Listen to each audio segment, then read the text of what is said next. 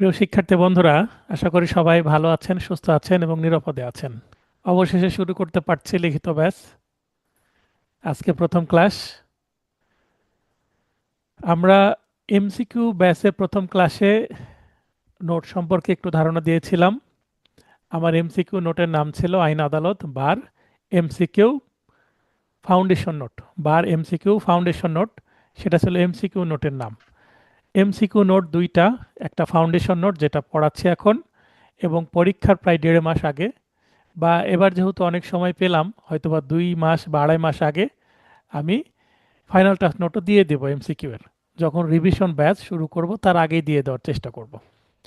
আর লিখিত ব্যাচের জন্য এর আগে একটি মূল নোট ছিল, যেটা এই নোট, এবং আরেকটি ছিল ফাইনাল টাস্ক নোট।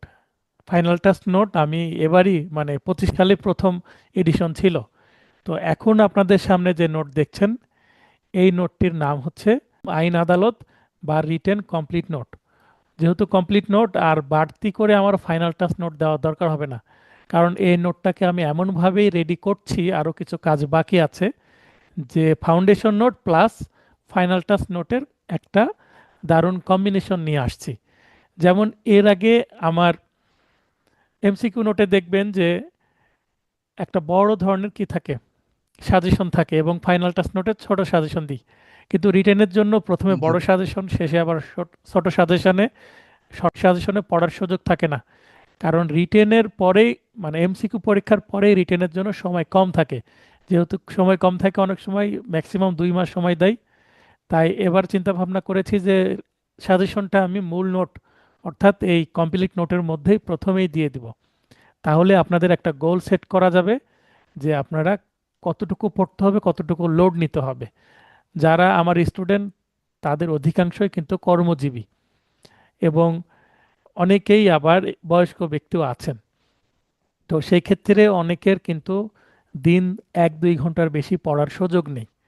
সেই কারণেই আমি এই ব্যবস্থা করে দিয়েছি যেন আপনারা একটু এগিয়ে থাকতে পারেন। তো বরাবরের মতো নোটের পরিচয় যদি আমি দিই, তাহলে এটা বিষয়ভিত্তিক অধ্যয়ন, অর্থাৎ 7টি 8টি আইন আমি ভালোভাবে পড়েছি। 7টি 8টি আইন আরেকটা যুক্ত হয় হচ্ছে সিভিল কোর্টস অ্যাক্ট 1887 সালের। তো এই আইনের 25 সালে আবার লেটেস্ট অ্যামেন্ডমেন্ট হয়েছে, যেখানে সহকারী জজ এর নাম পরিবর্তন করে সিভিল জজ বা সিভিল জাজ রাখা হয়েছে। তো পুরো নোটটাতে যেখানে যেখানে সহকারী আছে, সেখানে পরিবর্তন করে সিভিল শব্দটা যুক্ত করতে হবে। যারা এমসিকিউ ক্লাস করছেন, ফাউন্ডেশন নোট আপনাদের কাছে আছে, সহকারী জজ শব্দটা আছে।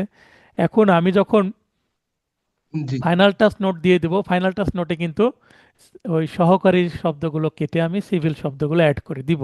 যেহেতু আপনাদের কাছে নোট পাঠানোর পরেই এই অ্যামেন্ডমেন্ট হয়েছে, তাই সেটা তো আর আপনাদের প্রতিটাতে কারেকশন আমার করে দেওয়া সম্ভব হচ্ছে না। তো যেভাবে আছে সেভাবে পড়তে থাকেন, খুব বেশি হ্যাসেল না এটা, যে যেটা সহকারী সেটা এখন সিভিল, শুধু নামের একটু পরিবর্তন হয়েছে, তা এর বাইরে কিছু না। তো আমি সিলেবাসভুক্ত 7টা আইন আমরা এবং নাই এই, স্যার একটু কলম দিয়ে কেটে হ্যাঁ আমরা আপনারা নাই স্যার একটু কলম দিয়ে কেটে সহকারী জায়গায় সিভিল করে নিলাম। হ্যাঁ এটা আপনারা করে নিতে পারেন, যখন আমি সিপিসি পড়াবো তখন তো সেটা বলে দিবই। আর জি যখন আমি এসআর অ্যাক্ট পড়াবো তখন বলে দিব। আর যখন লিখিততে এটা বেশি লাগবে, কি কারণে আপনাকে নিজেকে লিখতে হবে, তাহলে আপনার ভুল যেন না হয় একটু সতর্ক বেশি করব। আর এমসিকিউ এ তো প্রশ্ন ওই সিভিল জজ দিয়ে আসবে, অপশনে তাই থাকবে। অপশনে তো আর সহকারী জজ ব্যবহার করবে না তারা। অতএব সেখানে তো লেখার কোনো সুযোগ নেই, সেখানে না লিখে শুধু বৃত্ত পূরণ করতে হবে। আর এখানে লিখতে হবে, তাই যেন মিস্টেক না হয়, তাই এখানে বেশি সতর্ক করব। তাহলে বিষয়ভিত্তিক অধ্যয়ন 7টি আইন সিলেবাসভুক্ত এবং এই একটা আইন, মোট 8টি আইন।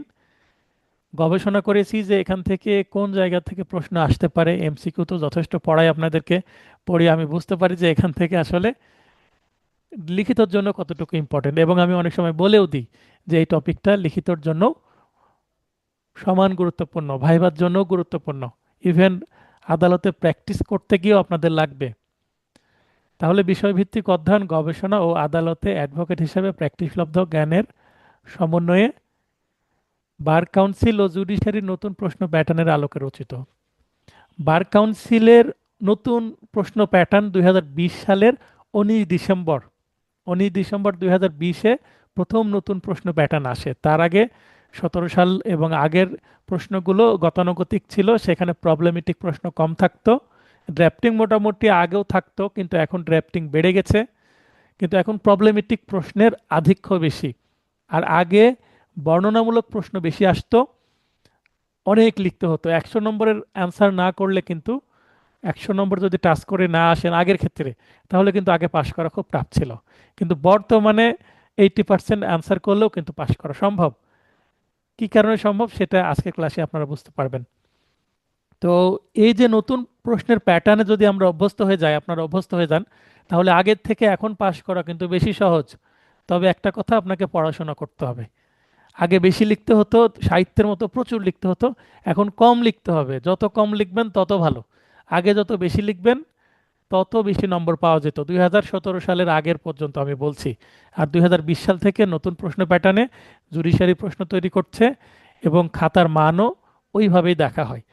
তো জুডিশিয়ারির প্রশ্ন প্যাটার্নও আমাদের দেখতে হচ্ছে, কেমন জুডিশিয়ারি প্রশ্ন হচ্ছে। যেমন আপনাদেরকে আমি সাজেশন এখানে দিচ্ছি, কিন্তু এই যে শেষের দিকে আপনাদের তো ক্লাস টেস্ট নিব, আরও মডেল টেস্ট নিব, ফাইনালি একটা ছোট পিডিএফ আকারে আমি শর্ট সাজেশন তো দিবই শেষের দিকে। তখন এই যে 2025 সালের কিন্তু খুব তাড়াতাড়ি একটা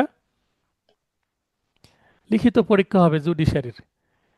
তো জুডিশিয়ারির এমসিকিউ পরীক্ষা হয়ে গেছে, জুডিশিয়ারির যখন লিখিত পরীক্ষা হবে, ওই লিখিত পরীক্ষা দেখার পরে ওখান থেকে আমাদের প্রস্তুতির জন্য কিছু প্রশ্ন পড়তেই হবে। তো যেহেতু এখনো পরীক্ষা হয়নি, তাই এই নোটে সেটা ইনক্লুড করা সম্ভব হয়নি।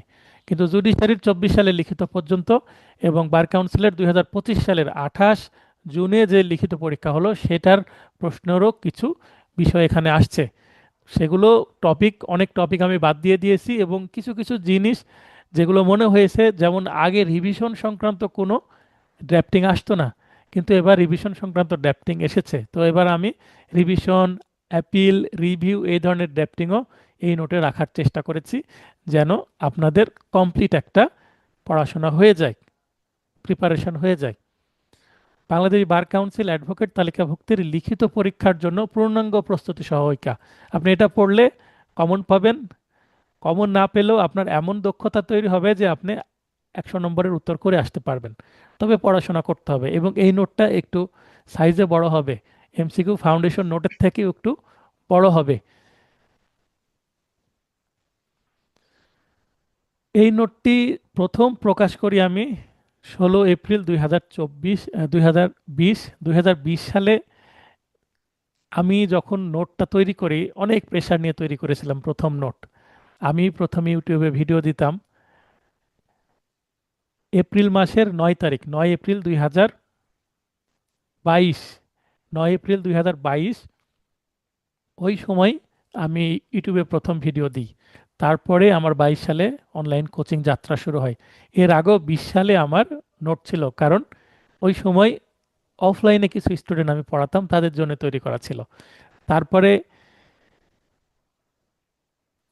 2022 সালে আসলো তৃতীয় সংস্করণ, 23 সালে চতুর্থ সংস্করণ, 24 সালে, এবং পঞ্চম সংস্করণ যেটা আপনাদের জন্য 12 ডিসেম্বর 2025। 12 ডিসেম্বর 2025 এই নোটটা প্রিন্ট হবে। এর মধ্যে আমি আশা করি কমপ্লিট করে ফেলতে পারবো, রিভিশনও হয়ে যাবে। আমি একটু বেশি সময় নিলাম, প্রথম সপ্তাহে দিতে চেয়েছিলাম, কিন্তু আপনারা জানেন যে এই 2 দিন অসুস্থ ছিলাম আমি। তো যথেষ্ট পরিশ্রম করে কাজ করতে হয় আপনাদের জন্য। একটা বড় সাইজের নোট রেডি করতে একটু আমি 1 সপ্তাহ বেশি সময় নিচ্ছি, ক্ষমাসুন্দর দৃষ্টিতে দেখবেন। আর এই নোটে 2025 সালের সর্বশেষ সংশোধনী সহ অ্যাড করা আছে। 2025 সালে ফৌজদারি কার্যবিধি, the code of criminal procedure, 2বার অ্যামেন্ডমেন্ট হয়েছে, 10 আগস্ট এবং 10 জুলাই। 10 জুলাই, 10 আগস্ট 2বার অ্যামেন্ডমেন্ট হওয়ার পরে বিশাল একটা সংশোধনী আমাদের সামনে চলে আসছে, অনেক পরিবর্তন হয়েছে। তারপরে দেওয়ানি কার্যবিধি 2025-এও সংশোধন হয়েছে, সেটাও এই নোটে ইনক্লুড করা হচ্ছে। এবং দেওয়ানি আদালত আইন, যেটা সহকারী জজ থেকে সিভিল জজ, এই বিষয়গুলো এই নোটে আসছে। এবং 2022 সালে যে সাক্ষ্য আইন পরিবর্তন হয়েছিল, সংশোধন হয়েছিল, সেটাও এখানে ইনক্লুড করা হয়েছে, অর্থাৎ আপনাদের প্রয়োজনীয় সকল অ্যামেন্ডমেন্ট আপনারা এখানে পেয়ে যাবেন। এই নোটটি রচনা এবং সম্পাদনা আমি নিজেই করেছি। আমি মোহাম্মদ শহীদুল ইসলাম পারভেজ, অ্যাডভোকেট। আমার মূলত আমি পেশায় একজন আইনজীবী, অ্যাডভোকেট অ্যাডভোকেট হিসেবে প্র্যাকটিস করি, এবং আপনাদের সাথে একটা সম্পর্ক তৈরি হচ্ছে আমার। বাংলাদেশের প্রায় সকল বারেই আমার স্টুডেন্ট তৈরি হচ্ছে, অ্যাডভোকেট কলিগ তৈরি হচ্ছে আমার স্টুডেন্ট। তাদের মাধ্যমে আমার ভবিষ্যতে কোচিংটা আরও এক্সপান্ড করবে। আমার স্টুডেন্টরাই আমার ভবিষ্যতে শিক্ষক হবে, আমার নোট তৈরি করতে, আমার মডেল টেস্টগুলো তৈরি করতে হেল্প করবে। বিভিন্ন রিসার্চের কাজে তারা আমার সাথে যুক্ত হতে পারবে। আমি বরাবরই বলে আসছি, তো বরাবর যেটা বলে এসেছি যে আমার স্টুডেন্টের থেকে আমার টিচার প্যানেল, রিসার্চ প্যানেল হবে। তো আশা করি এবার যারা অ্যাডভোকেট হবেন সেখান থেকে প্রথম শুরু হবে আমার রিসার্চ প্যানেলে নিয়োগের যে কার্যক্রম সেটা। স্টুডেন্ট সংখ্যা দেখি আজকে কেমন। প্রথম ক্লাস হিসাবে মোটামুটি ভালো। জেলা ও দায়রা জজ রাজশাহী। অনেকেই মনে করেন যে আমার কোচিং সেন্টার ঢাকায়, আমি ঢাকায় প্র্যাকটিস করি না, আমি রাজশাহীর একেবারেই লোকাল মানুষ, স্থানীয় মানুষ, এবং রাজশাহী জাজ কোর্টেই প্র্যাকটিস করি। তো আমার সাথে যোগাযোগ করার সবচেয়ে ভালো মাধ্যম হচ্ছে আমার হোয়াটসঅ্যাপ নাম্বারে মেসেজ করবেন, 01722619409। এই নম্বরে মেসেজ করলে সবচেয়ে ভালো রেসপন্স পাবেন। আমরা পড়ছি আইন আদালত বার লিখিত পূর্ণাঙ্গ নোট, ইংরেজিতে কমপ্লিট নোট, বাংলায় পূর্ণাঙ্গ নোট। প্রথমে আমরা বিগত বছরের লিখিত প্রশ্নের প্যাটার্ন বিশ্লেষণগুলো দেখে নেব। আমি এমসিকিউ ব্যাচেও কিন্তু একই কাজ করেছি প্রথমে। কামরুজ্জামান ভাই, মনে পড়ছে প্রথম ক্লাসের কথা? জি স্যার, জি স্যার। তো জি প্যাটার্ন বিশ্লেষণ কেন জরুরি, আপনি কি ধরনের প্রশ্ন এখন আসছে, নতুন প্যাটার্নগুলো কেমন, এটা যদি আপনি প্রথমেই আপনাকে বুঝিয়ে দিই, তাহলে আপনার একটা টার্গেট সেট হয়ে যাবে, একটা আপনার মধ্যে ভিশন তৈরি হবে, একটা মিশন। এই ভিশন অনুসারে আপনি নিজেকে প্রস্তুত করতে পারবেন যে কী ধরনের প্রশ্ন আসে, আমাকে কী ধরনের এফোর্ট দিতে হবে এবং কিভাবে প্রস্তুতি নিতে হবে। এমসিকিউ প্রশ্নের প্যাটার্ন বিশ্লেষণে আমি দেখিয়েছি 8 ধরনের প্যাটার্ন, এখানে 6 ধরনের প্যাটার্ন আছে। তো 8 ধরনের প্যাটার্নের কোন প্যাটার্নে ভালো করার জন্যে কিভাবে সতর্ক হয়ে উত্তর করতে হবে, প্রস্তুতি নেওয়ার জন্য কি কি আপনার বাড়ির কাজ মানে হোমওয়ার্ক করতে হবে, হাতের কাজগুলো আমি কিন্তু বুঝিয়ে দিয়েছি। তো এখানেও আমি সে ধরনের একটা প্রথমেই প্যাটার্ন বিশ্লেষণ রাখছি। এই নোটটাতে প্রথমে সূচিপত্র থাকবে, আরও দু একটা পেজ যুক্ত হবে, সেগুলো কমপ্লিট হওয়ার পরে। তো আমি সূচিপত্রটাকে আমি এখান থেকে ডিলিট করে দিয়ে এই অংশ থেকেই আমি যাচ্ছি। আপনারা যখন প্রিন্ট নোট পাবেন তখন নিশ্চয়ই সূচিপত্র পাবেন। বিগত বছরের লিখিত প্রশ্নের প্যাটার্ন বিশ্লেষণের প্রথমে কিছু দুটি কথা না বললেই নয়। বাংলাদেশ বার কাউন্সিল অ্যাডভোকেট তালিকাভুক্তের লিখিত পরীক্ষার বিগত সর্বশেষ 5টি প্রশ্নপত্র বিশ্লেষণ করলে লক্ষ্য করা যায় যে 5টি প্রশ্নপত্র বলতে 1 নম্বর হচ্ছে নতুন প্রশ্ন প্যাটার্নের কথা বলছি, যে 19 ডিসেম্বর 2020, এটাতে 1 নম্বর ছিল, মানে প্রথম প্রশ্ন নতুন প্যাটার্নের। এবং সেটারই 2020 সালের যারা ব্যাচ ছিলেন তাদের 5টা কেন্দ্রের পরীক্ষা বাতিল হয়ে যায়, মানে বিশৃঙ্খলার কারণে। তারপরে 21 সালের 27 ফেব্রুয়ারিতে আবার আরেকটা পরীক্ষা হয়, তার মানে 2টা পরীক্ষা হয়। তাহলে দ্বিতীয় প্রশ্ন। এবং এ যাবৎকালের ওই 20 সালে এবং 21 সালের, মানে ওই একই ব্যাচের 2টি যে প্রশ্ন সবচেয়ে কঠিন ছিল, সেগুলো কঠিন বলার কারণে এই কারণে বলছি যে মানে প্রশ্নের প্যাটার্ন একেবারে মানে 180 ডিগ্রি ঘুরে গেছে। আগে ছিল গতানুগতিক প্রশ্ন, অনেকে 10টা 12টা প্রশ্ন পড়ে গিয়ে কমন পেত, আর নতুন প্যাটার্নে 100টা প্রশ্ন পড়ে গেলেও কমন পাবেন কিনা গ্যারান্টি নাই। তাহলে আপনাকে প্যাটার্ন বুঝে মানে তার আগে বার কাউন্সিল নিজে প্রশ্ন করতো, তাই তো স্যার? আগে বার কাউন্সিল নিজে প্রশ্ন করতো। আপনি কলেজে মনে করেন যে আহ, যার ভূগোল সাবজেক্ট আছে, পরিণতি সাবজেক্ট আছে, কি হতো যে আপনি জোর সালে পরীক্ষা দিবেন, বিগত জোর সালের প্রশ্নগুলো পড়ে গেলে আপনি কমন পেয়ে যেতেন। বুঝতে পারছেন কি বিষয়ে কথা বলছি? জি, জি স্যার। তো এই স্কুল কলেজের মতন যে এসএসসি এইচএসসিতে প্রশ্ন যেগুলো ছিল দেখা যাচ্ছে এইভাবে আসে, আবার ইউনিভার্সিটিতেও তাই, যে গতবার যেগুলো আসছে তার আগের বারগুলো পড়ে গেলে মোটামুটি প্রশ্ন কমন পাওয়া যায়। তো এরকমই ছিল, 10-12টা প্রশ্ন পড়লেই কিন্তু কমন পাওয়া যেত 17 সাল বা তার আগেরগুলোতে। কিন্তু 20 সালে অনেকে এই ধরনের 10-12টা বা 15টা প্রশ্ন পড়ে গেছেন, গিয়ে পরীক্ষার হলে যখন 19 ডিসেম্বর 2020 পরীক্ষার হলে বসে দেখছে প্রশ্নেরই অবস্থা, তখন তো সবার মাথা মানে ঠিক থাকে না। তো ওই অবস্থায় এই বিশৃঙ্খলা তৈরি হয়েছে, কারণ প্রশ্ন প্যাটার্ন এত মানে আমূল পরিবর্তন করা উচিত হয়নি। পরিবর্তন হোক, কিন্তু ধীরে ধীরে পরিবর্তন করতে হতো। এখন বর্তমানে যেহেতু বিগত 5টি পরীক্ষা হয়ে গেছে, এখন আপনাদের আর সমস্যা হবে না। এই প্রশ্নগুলো, বিগত 5টি প্রশ্ন যখন আপনাদের কাছে থাকবে, তখন আপনারা বুঝতে পারবেন যে আসলে কেমন প্রশ্ন হয়। আমি সেটা স্যাম্পল সহ আজকের আলোচনায় নিয়ে আসছি, তাহলে আপনারা বুঝতে পারবেন। তো এরপরে 22 সালের প্রশ্ন, 23 সালের প্রশ্ন, 24 সালের, 24 সালে যেহেতু কোনো পরীক্ষা হয়নি, 25 সালের প্রশ্ন। তাহলে 20 সাল, 21 সাল, 22 সাল, 23 সাল এবং 25 সাল, মোট 5টি প্রশ্ন বিশ্লেষণ করেছি।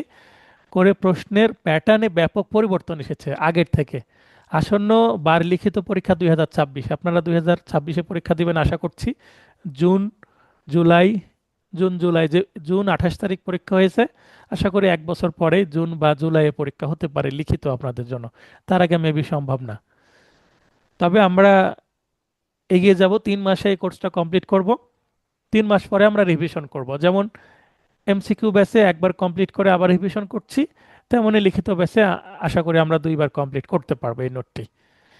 এর প্রশ্নের প্যাটার্নে উক্ত ধারাবাহিকতা বজায় থাকাটাই স্বাভাবিক। তার মানে ধরে নেওয়া যাচ্ছে যে এই নতুন প্যাটার্নে আপনাদেরও প্রশ্ন হবে, আগের গতানুগতিক না হয়ে। অতএব আমাদের সবভাবেই প্রস্তুতি নিতে হবে। এখন একটা গুরুত্বপূর্ণ প্রশ্ন, যে আমি নতুন প্রশ্নের প্যাটার্নে যদি প্রস্তুতি নিই আর প্রশ্ন যদি আগের প্যাটার্নে হয়, তাহলে কি আমার সমস্যা হবে? কোনো সমস্যা নাই। কারণ যদি নতুন প্যাটার্নে আপনি এই 6 প্রকারের প্যাটার্ন বুঝে যদি প্রস্তুতি নেন, তাহলে এমনিতেই আপনার আগের প্যাটার্ন চলে আসবে এর মধ্যে। কারণ নতুন প্যাটার্নের মধ্যে পুরাতন প্যাটার্নের একটা প্রতিফলন আছে, এবং আমার নোটটা এমনভাবে রেডি করেছি, প্রশ্ন প্যাটার্ন নতুন হোক আর পুরাতন হোক, আপনি কমন পাবেন, কোনো সন্দেহ নেই। ফলে আগের মতো সংক্ষিপ্ত সাজেশন ও বিগত কয়েকটি বছরের অল্প সংখ্যক প্রশ্নের উত্তর মুখস্থ করে আসন্ন বার লিখিত পরীক্ষায় ভালো করা মোটেই সম্ভব নয়। যেটা আগে বলছিলাম, আগে 10-12টা পড়ে পরীক্ষা দিলেই হতো, এখন আর সম্ভব না। তাহলে উপায় তো একটা বের করতে হবে। উপায় কি? উপায় তো আছে, কিন্তু তা বেশ পরিশ্রম ও অধ্যবসায়ের কাজ বটে। আপনাদের সতর্ক করছি, যারা শেষের 1 মাস 2 মাস পড়ে পাশ করার ইচ্ছায় আছেন, পরিকল্পনা আছে, লিখিত পাশ করা এত সহজ না। সেটার কাহিনী নাটকীয়তা আমরা যথেষ্ট দেখলাম। রিভিউ, রিভিউ রেজাল্ট আবার স্থগিত করা বা বাতিল করা, আবার সেটার খাতা দেখা, এগুলো চলছে। যারা 25 সালের ব্যাচ ছিল তাদের ওপর দিয়ে এই ধরনের একটা নাটকীয়তা যাচ্ছে। তো আমার স্টুডেন্টদেরকে আমি বলবো যে আপনারা এমনভাবে প্রস্তুতি নেন যেন 70+, 70-র উপরে নম্বর পান। তাহলে এই রিভিউয়ের বেড়াজালে আপনাদেরকে পড়তে হবে না। কঠোর, স্যার, বলেন। ওই ওই রিভিউর ওই সমাধানটা কি হয়েছে স্যার, না ওইভাবে আটকে আছে স্যার এখনো স্যার, রিভিউর ওই রিভিউয়ের ব্যাপারটা? 1900, যারা যারা রিভিউ করেছিলেন, হ্যাঁ, প্রায় 7,000 সামথিং এর মতো রিভিউ করেছেন, তাদের সবার খাতা দেখা হচ্ছে, এবং 1914 জনের যে পাশ করানো হয়েছিল সেটা বাতিল হয়ে গেছে। তার মানে 7,000 প্রায় স্টুডেন্টের আবার খাতা দেখা হবে। খাতা দেখার পরে রেজাল্ট দেওয়া হবে। আশা করছি জানুয়ারিতে রেজাল্ট হবে।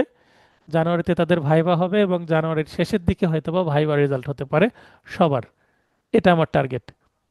তারপরে আচ্ছা। আপনাদের এমসিকিউ পরীক্ষার বিষয়ে তারা ভাবতে শুরু করবে, নোটিশ দিবে, ফর্ম ফিল আপ শুরু হবে। এইভাবে যদি মাঝখানে নির্বাচন হয় জাতীয়, সেটাও হয়ে যাবে। নির্বাচনের আগে আপনাদের পরীক্ষা হচ্ছে না। আর নির্বাচন যদি ডিলে হয়, আপনাদের পরীক্ষা মার্চে হয়ে যাবে আমি আশা করছি। মানে যদি ফেব্রুয়ারিতে নির্বাচন হয়, আপনাদের পরীক্ষা মার্চে হবে। আর যদি নির্বাচন পিছিয়ে যায়, আপনাদের বার কাউন্সিলের পরীক্ষাও পিছিয়ে যেতে পারে। তাহলে কঠোর অধ্যবসায় ব্যতিরেকে বার লিখিত পরীক্ষায় পাশ করা দিবা স্বপ্ন দেখার মতো। আমি আবারও সতর্ক করছি যে আপনারা পরিশ্রম করবেন না আর পাশ করার স্বপ্ন দেখছেন, এটা কিন্তু সম্ভব না। তবে অধ্যবসায়ের ক্ষেত্রে কিছুটা কৌশল অবলম্বন করে প্রস্তুতি গ্রহণ করলে পরিশ্রম কিছুটা কম হবে। সেই কৌশলগুলো আমি আপনাদেরকে শিখিয়ে দেব। যারা প্রথম পরীক্ষা দিচ্ছেন তাদের জন্য কৌশলগুলো আসলে গোলকধাঁধার মতন বুঝতে পারবেন না। একজন মেন্টর বা একজন বুঝিয়ে দেওয়ার মতন মানুষ থাকলে আপনাদের খুব সহজেই কৌশলগুলো আয়ত্ত করতে সুবিধা হবে। আর যারা সেকেন্ড টাইম পরীক্ষা দিচ্ছেন তাদের অনেকের কোচিং নাও লাগতে পারে, তবে হ্যাঁ একটা কাজ আপনাদের করতে হবে, মডেল টেস্ট দিতে হবে, পরীক্ষা দিতে হবে, চর্চায় থাকতে হবে, আপনার হাত চালু রাখতে হবে, লিখতে হবে। আমার স্টুডেন্ট এই যে আজকে ক্লাস করছেন, ক্লাসটি হচ্ছে 4 ডিসেম্বর 2025 প্রথম ক্লাস। এই যে ক্লাস শুরু হয়ে গেল, প্রথম যে এক্সাম সেই এক্সামে আমি দেখব কার লেখার হাত কেমন, কার বানান কেমন ভুল হচ্ছে, লেখা কতটা ঘন ও পরিষ্কার। এই প্রত্যেককে আমি পরামর্শ দিয়ে দেবো। এমসিকিউ পরীক্ষার পরে পরামর্শ দেওয়ার খুব একটা সুযোগ নেই, কিন্তু লিখিত খাতা দেখতে হয় খুবই সতর্কর সাথে, এবং পরামর্শ দিতে হয়। অনেকের আছে আঞ্চলিকতা চলে আসে, ধারা বানানকে দ্বারা লিখে ফেলে, অনেকেই আছে, আমার স্টুডেন্ট ছিলেন। আসন্ন বাড়ি লিখিত পরীক্ষা 2026-এ পাশ করার ক্ষেত্রে ড্রাফটিং ও প্রবলেমেটিক প্রশ্ন মুখ্য ভূমিকা পালন করবে। 2025 সালেও তাই হয়েছে। আমার স্টুডেন্ট যারা পাশ করেছে তারা খুব ভালোভাবে ড্রাফটিং পড়েছেন। তো ড্রাফটিংয়ে যারা ভালো করেছেন এবং প্রবলেমেটিক প্রশ্নের উত্তর করতে যারা ভালো করেছেন, শেষের দিকে আমি যে ফাইনাল টাচ নোট দিয়েছিলাম, প্রচুর ড্রাফটিং করিয়েছি, প্রচুর প্রবলেমেটিক প্রশ্ন করিয়েছিলাম। আমারও যথেষ্ট পরিশ্রম হয়েছে এগুলো করাতে। তো এই ড্রাফটিং এবং প্রবলেমেটিক প্রশ্নটা কি সেটা বোঝানোর জন্য আলাদা ডেডিকেটেড কিছু চ্যাপ্টারই আমি করে দেব। ড্রাফটিং এর যে চ্যাপ্টারের নাম দেব মুসাবিদাই মাস্টার, তো আপনাদেরকে মুসাবিদাই মাস্টার করে দেব, ড্রাফটিং এর বাংলা মুসাবিদা। আর প্রবলেমেটিক প্রশ্নের জন্য আমি আলাদা একটা পার্ট থাকবে, সেখানে বুঝিয়ে দেব প্রবলেমেটিক প্রশ্ন কতভাবে লেখা যায়। আমার ফাইনাল টাচ নোটে প্রবলেমেটিক প্রশ্ন লেখার 4টি উপায় বা মেথড দেখিয়েছিলাম, এই নোটেও সেটা থাকছে। আপনারা সিচুয়েশন অনুসারে কোন মেথডের উত্তর লিখবেন সেটা আপনি বুঝে লিখতে হবে। যখন আমি আপনাদের এমসিকিউ যেমন ক্লাস টেস্ট নিচ্ছি সেইভাবে ক্লাস টেস্ট নিব, তখন এই বিষয়গুলোকে আরোভাবে বাস্তবিকভাবে ইমপ্লিমেন্ট করতে পারবেন আপনারা। তো আপনারা কিভাবে লিখছেন, সময় কম থাকলে ছোট করে লিখতে হবে, সময় বেশি থাকলে বড় করে লিখতে হবে, সেগুলো প্রবলেমেটিক প্রশ্ন লেখার কৌশল আমি দেখিয়ে দেব।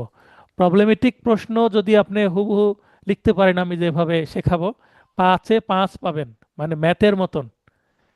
এই কারণে আমি বলছিলাম যে 70+, আপনি 75 বা 80% যদি উত্তর করতে পারেন এবং প্রবলেমেটিক প্রশ্ন সকল সঠিকভাবে যদি লিখে আসতে পারেন, ড্রাফটিংগুলো যদি সঠিক করতে পারেন, পার্থক্যমূলক প্রশ্নগুলো যদি সঠিক করতে পারেন, তাহলে পাস চলে আসবে।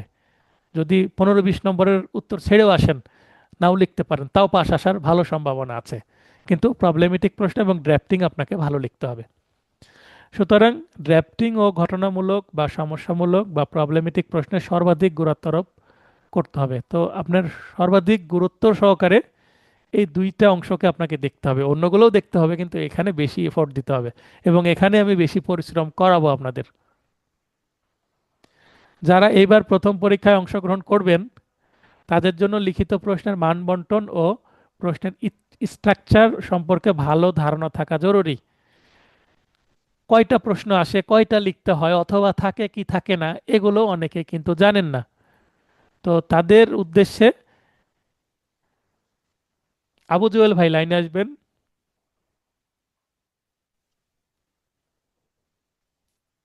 স্যার আসসালামু আলাইকুম। ওয়ালাইকুম আসসালাম। আপনি কি এর আগে পরীক্ষা দিয়েছেন লিখিত? না স্যার, আমি এবারে সব প্রথম স্যার। এইবার প্রথম? বলেন তো, জি স্যার। যে লিখিত প্রশ্ন আপনি কি চোখে দেখেছেন এর আগে? না স্যার, দেখিনি স্যার। কোনোটাই চোখে দেখেননি? তাহলে কয়টা প্রশ্ন কোনোটাই আসে, দেখিনি স্যার। কয়টা প্রশ্ন আসে, কয়টা লিখতে হয়, এগুলো তো আপনার জানা নাই, তাই না? না স্যার, কিছুই জানা নেই স্যার এই তো বিষয়ে আবার স্যার। কিছুই যেহেতু জানা নাই, যারা আপনার মতন প্রথম পরীক্ষা দিবেন তাদের জন্য কিন্তু এই জি নোটে স্যার। প্রথমেই এই এই বিষয়গুলো তুলে ধরেছি। তাহলে জি যা প্রস্তুতিকে আলাদা মাত্রা, স্বচ্ছতা, গতি যোগ করবে। এখন আপনি জানেন না কেমন প্রশ্ন আসে, কয়টা প্রশ্ন আসে, কয়টা জি লিখতে হবে, এটা যদি জানিয়ে দিই তাহলে আপনার তো সুবিধা হবে, হবে কিনা? জি স্যার। আচ্ছা, তাহলে সেই সাথে লিখিত পরীক্ষার প্রশ্নের প্যাটার্ন সম্পর্কে গভীরভাবে বিস্তারিত জানতে হবে। তাহলে প্রথমে কি জানতে হবে? মান বন্টন ও স্ট্রাকচার, কয়টা প্রশ্ন আসে, কত নম্বরের আসে। এবং দ্বিতীয়ত প্রশ্নের প্যাটার্ন, যেটা এমসিকিউ আমি জানিয়েছি সেটাই। তো এবার আমরা প্রথমত সিলেবাস ভিত্তিক প্রশ্নের মানবন্টন ও প্রশ্নের স্ট্রাকচার আমরা দেখে নিই। তো প্রশ্নটা এরকম থাকবে, প্রথম উপরে লেখা থাকবে বাংলাদেশ বার কাউন্সিল, তারপরে অ্যাডভোকেট তালিকাভুক্তের লিখিত পরীক্ষা 2026, আপনাদের 26 সালের প্রশ্ন এইভাবে থাকবে। তারপর প্রশ্নের তারিখ দেওয়া থাকে। তো এখানে তারিখ ও মাস আমি উল্লেখ করিনি। 2026 শনিবারে সাধারণত পরীক্ষা হয়। আশা করছি আপনাদেরও শনিবারে পরীক্ষা হবে। পূর্ণমান 100, তার মানে পরীক্ষা কত নম্বরের হয় ভাই? 100 নম্বরের পরীক্ষা হয়। এমসিকিউ কত নম্বরের পরীক্ষা হয়? 100। 100। এমসিকিউ 100 নম্বরের পরীক্ষা 50-এ পাস, লিখিতও 100 নম্বরের পরীক্ষা 50-এ পাস। এমসিকিউ সময় কত দেওয়া থাকে? এক ঘন্টা 1 ঘন্টা। আর লিখিত সময় দিবে 4 ঘন্টা, যেহেতু লিখতে হবে তার 4 ঘন্টা। একটানা 4 ঘন্টা লিখতে হবে, হাত ব্যথা হয়ে যাবে, পিঠ ব্যথা হয়ে যাবে। জি স্যার। তো এই প্রশ্নে আবার প্রথম দিকে লেখা থাকবে ক অংশ হতে দুইটি, মানে অংশ ভাগ করা থাকবে, ক অংশ বা ক বিভাগ এভাবে, এবং খ, গ, ঘ, ও এবং চ। তাহলে অংশ কয়টি হলো? 1 2 3 4 5 6, 6টি অংশ থাকবে। কয়টা অংশ স্যার? 7টা সাবজেক্ট কিন্তু অংশ 6টি। তাহলে 6টি অংশের প্রত্যেকটি হতে একটি করে মোট 7টি প্রশ্নের উত্তর দিতে হবে। তার মানে ক অংশে 2টি লিখতে হবে, আর বাকি অংশগুলোতে একটি করে লিখতে হবে, অর্থাৎ একটা করে প্রত্যেকটার দেখতে ক্ষেত্রে হবে। অপশন থাকবে অথবা থাকবে। এবং ব্র্যাকেটে লেখা থাকবে ডান পার্শ্বের উল্লেখিত সংখ্যা সংশ্লিষ্ট প্রশ্নের পূর্ণমান জ্ঞাপক, অর্থাৎ ডানের দিকে প্রশ্নের কত নম্বরের প্রশ্ন সেটা উল্লেখ থাকবে, যেটা আমাদের হাই স্কুল কলেজ জি ইউনিভার্সিটিতে থাকে। জি এবার ক স্যার। অংশ, ক অংশে বলেই দিবে যে কোনো 2টি প্রশ্নের উত্তর দিতে হবে, উপরে যদিও বলা আছে আবার রিপিট করে বলে দিবে। এবং এখানে ব্র্যাকেটে লেখা থাকবে 2 গুণন 15 সমান সমান 30। এটার অর্থ কি ভাই বলেন তো? 30। দুইটা প্রশ্নের মান হলো 30 স্যার। তাহলে একটার মান কত? 15 স্যার। 15। তার মানে দুইটা লিখলে 15 15 30-এর উত্তর কমপ্লিট হবে, তাই তো? 30 মার্ক। জি স্যার। 1 নম্বর প্রশ্নে the code of civil procedure 1998 হতে প্রশ্ন আসবে। তার মানে প্রথম প্রশ্নটি কোন আইন থেকে আসবে? সিভিল প্রসিডিউর থেকে স্যার। হ্যাঁ, সিভিল প্রসিডিউর, দেওয়ানি কার্যবিধি থেকে। এমসিকিউ এর জন্য কিন্তু জি স্যার। অনেকের প্রথমে সিভিল থেকে আসবে, অনেকের সাক্ষ্য আইন থেকে আসবে, অনেকেই পেনাল কোড থেকে আসবে। এমসিকিউ এর কিন্তু প্রশ্নে কি থাকে, মানে র্যান্ডম করে সাজানো থাকে, কিন্তু জি স্যার। লিখিতর সবার প্রশ্ন সেটাই একই, স্যার। একটাই কোড এবং একই প্রশ্ন সবার। হ্যাঁ, ওমর খায়ের ভাই হাত উত্তোলন করেছেন, লাইন অন করেন। জি স্যার। হ্যাঁ, কি খবর বলেন, কেমন আছেন? জি আলহামদুলিল্লাহ স্যার, ভালো আছি স্যার। জি অনলাইনে থাকতে দেখি স্যার। জি হ্যাঁ, আপনার প্রশ্ন কি সেটা বলেন। না না, আমি ওই অনলাইনে আসার জন্য বলছি স্যার, চাইছিলাম।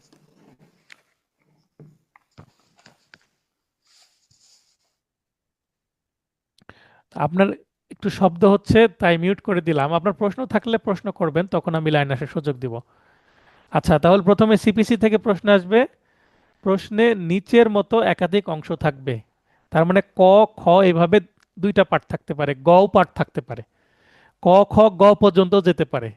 তাহলে ক খ আসাটাই স্বাভাবিক, গ পর্যন্ত যাওয়াটা পসিবল আছে, ঘ পর্যন্ত যাবে না। তাহলে একাধিক অংশ থাকবে এবং মান হবে কত? 15। তার মানে 1 নম্বর প্রশ্নের যদি আপনি 15। উত্তর লিখতে পারেন, আপনার 15 উত্তর হবে। সিপিসি থেকে আসবে দ্বিতীয় প্রশ্নও তাই, সিপিসি থেকে এটাও ক খ অংশ 15 নম্বরের। তাহলে 1 নম্বর প্রশ্ন সিপিসি, 2 নম্বর প্রশ্ন সিপিসি থেকে আসবে। তাহলে সিপিসি থেকে কত নম্বরের প্রশ্ন আসবে? 30 নম্বরের প্রশ্ন 30। আসবে। লিখিততে সিপিসির প্রশ্ন হচ্ছে 30 নম্বরের, সবচেয়ে বেশি সিপিসি থেকে। এমসিকিউ এ সিপিসি থেকে কত প্রশ্ন আসে? 20টি, 20 নম্বরের। 20। কিন্তু লিখিততে সিপিসি থেকে 30 নম্বরের বেশি। তার মানে সিপিসির গুরুত্ব সবচেয়ে বেশি। আর এখানে জি স্যার। আরেকটি 3 নম্বরে যেটা আসবে ক অংশে, the specific relief act 1877, SR act, সুনির্দিষ্ট প্রতিকার আইন। এই জি। আইন হতে প্রশ্ন আসবে, প্রশ্নের নিচের মতো একাধিক অংশ থাকবে, এটার মানও 15, ক ও খ। তাহলে দেখেন ক অংশ দুইটা আইনের কম্বিনেশনে তৈরি, একটা সিপিসি আর একটা হচ্ছে সিআরপিসি, সিপিসি এবং হচ্ছে এসআর অ্যাক্ট, দুইটা আইন কম্বাইন জি করে হচ্ছে ক অংশ। তো আপনি এই তিনটা প্রশ্ন থেকে 1 2 লিখতে পারেন, তাহলে এসআর অ্যাক্ট থেকে আপনার কোনো উত্তরই লিখতে হবে না। আর যদি মনে করেন আমি 1 আর 3 লিখবো, 2 লিখবো না, তাও হবে। আর যদি মনে করেন 2 আর 3 লিখবো, 1 লিখবো না, তাও হবে। অর্থাৎ 1 2 3 থেকে যে কোনো যে কোনো আপনাকে দুইটা দুইটা আসা। লিখতে হবে। বুঝতে জি পেরেছেন? তার মানে সিপিসি জি থেকেও স্যার। 30 উত্তর করা যাবে, অথবা সিপিসি থেকে 15, আর এসআর এক থেকে 15, 30 অংশ থেকে। এখানে সিপিসি থেকে, এসআর এক থেকে মাত্র 15 নম্বরের প্রশ্ন আসে, একটাই প্রশ্ন আসে। এসআর এক থেকে মাত্র একটাই প্রশ্ন আসে 15 নম্বরের, একাধিক প্রশ্ন আসে না। তাহলে চলে গেল সিভিল অংশটুকু শেষ। সিভিল অংশ থেকে আমাদের জি 30 নম্বর। এরপরে আমরা পরের প্যাটার্নে চলে যাই। খ অংশ, যে কোনো একটি প্রশ্নের উত্তর দিতে হবে। এখানে একটি যেহেতু প্রশ্ন, তাই 1 × 15 = 15। তাহলে জি একটি যে প্রশ্নের উত্তর করবো, এটা কোন আইন? The code of criminal procedure, 4 নম্বর প্রশ্ন। 5 নম্বর প্রশ্ন হচ্ছে the code of criminal procedure. এখানে দেখেন গ অংশ, তার মানে খ অংশ কয়টা প্রশ্ন আসবে? 2টি। ক অংশে ছিল 3টি, খ অংশে থাকবে কয়টি প্রশ্ন? 2টি। 2টি থেকে কয়টা লিখতে দুইটি হবে? স্যার। একটির উত্তর করতে হবে। একটি। তার মানে কি আছে? অপশন আছে, অথবা আছে। হয় 4 অথবা 5 আপনাকে লিখতে হবে। কেউ 4 লিখলে 5 লিখার জি দরকার স্যার। নাই, 5 লিখলে 4 লিখার দরকার নাই। ক্লিয়ার হচ্ছে তো কথা? জি স্যার। তাহলে সিআরপিসি হতে প্রশ্ন আসবে, প্রশ্নের নিচের মতো একাধিক অংশ থাকবে। এটা 15 নম্বরের ক খ এভাবে আসবে। এখানেও একাধিক অংশ 15 নম্বরের, এবং এখানেও ক খ অংশ থাকবে। এরপরে আমরা জি চলে স্যার। যাই আরেকটি প্যাটার্ন, সেটা হচ্ছে গ অংশ। যে কোনো একটি প্রশ্নের উত্তর দিতে হবে।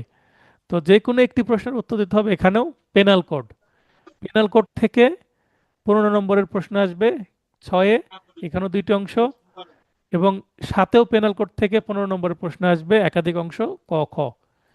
তাহলে গ অংশে যে কোনো একটি লিখতে হবে। পেনাল কোড থেকে 2টি প্রশ্ন আসবে, 15 নম্বরের, 15 নম্বরের, 30 নম্বরের। 6 এবং 7-এর যে কোনো একটি লিখতে হবে। 6 লিখলে 7 বাদ, 7 লিখলে 6 বাদ। ভুল করে 2টা লেখা যাবে না, কারণ অংশ ভাগ করা আছে, আলাদা আলাদা করা আছে। বোঝা যাচ্ছে ভাই? জি স্যার। এরপরে গ অংশ। গ অংশ থেকেও একটি প্রশ্নের উত্তর করতে হবে, আসবে 2টি, 8 এবং 9। 8-এর evidence act, the evidence act 1872 হতে প্রশ্ন থাকবে। প্রশ্নের নিচের মতো একাধিক অংশ থাকবে। 15 নম্বরের প্রশ্ন ক খ। এখানেও এভিডেন্স অ্যাক্ট থেকে 15 নম্বরের প্রশ্ন, এখানেও ক খ অংশ থাকবে। তাহলে সাক্ষ্য আইন থেকেও প্রশ্ন থাকবে 15 15 30, কিন্তু 15-এর উত্তর করতে হবে, হয় 8 অথবা জি 9। স্যার।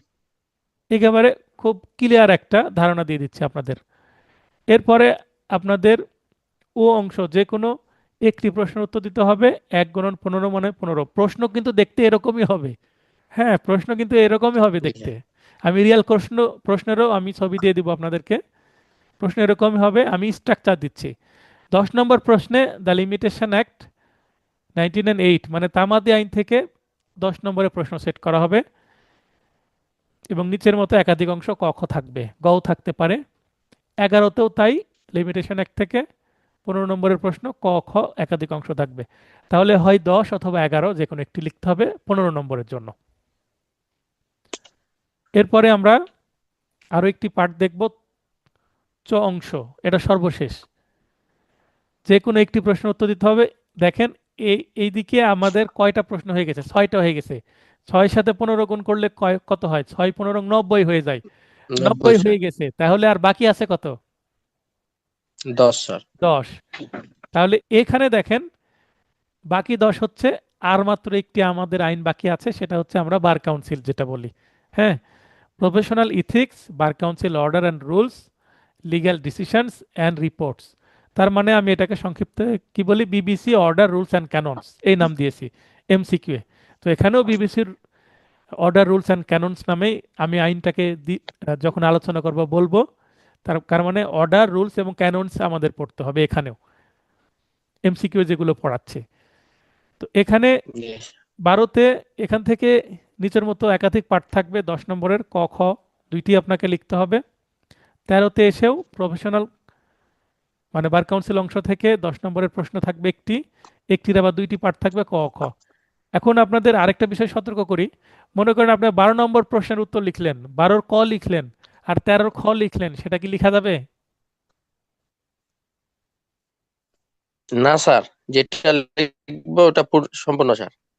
আমি যদি 12 লিখি তাহলে তাহলে বিরতির আগে যেটা বলছিলাম যে আপনি যদি 12 লিখেন 12-র ক খই লিখতে হবে, 13 লিখলে 13-র ক খ লিখতে হবে। যে 12 থেকে একটা লিখলাম আর 13 থেকে একটা লিখলাম এইভাবে মিক্সড করে লিখলে হবে না। হবে না স্যার।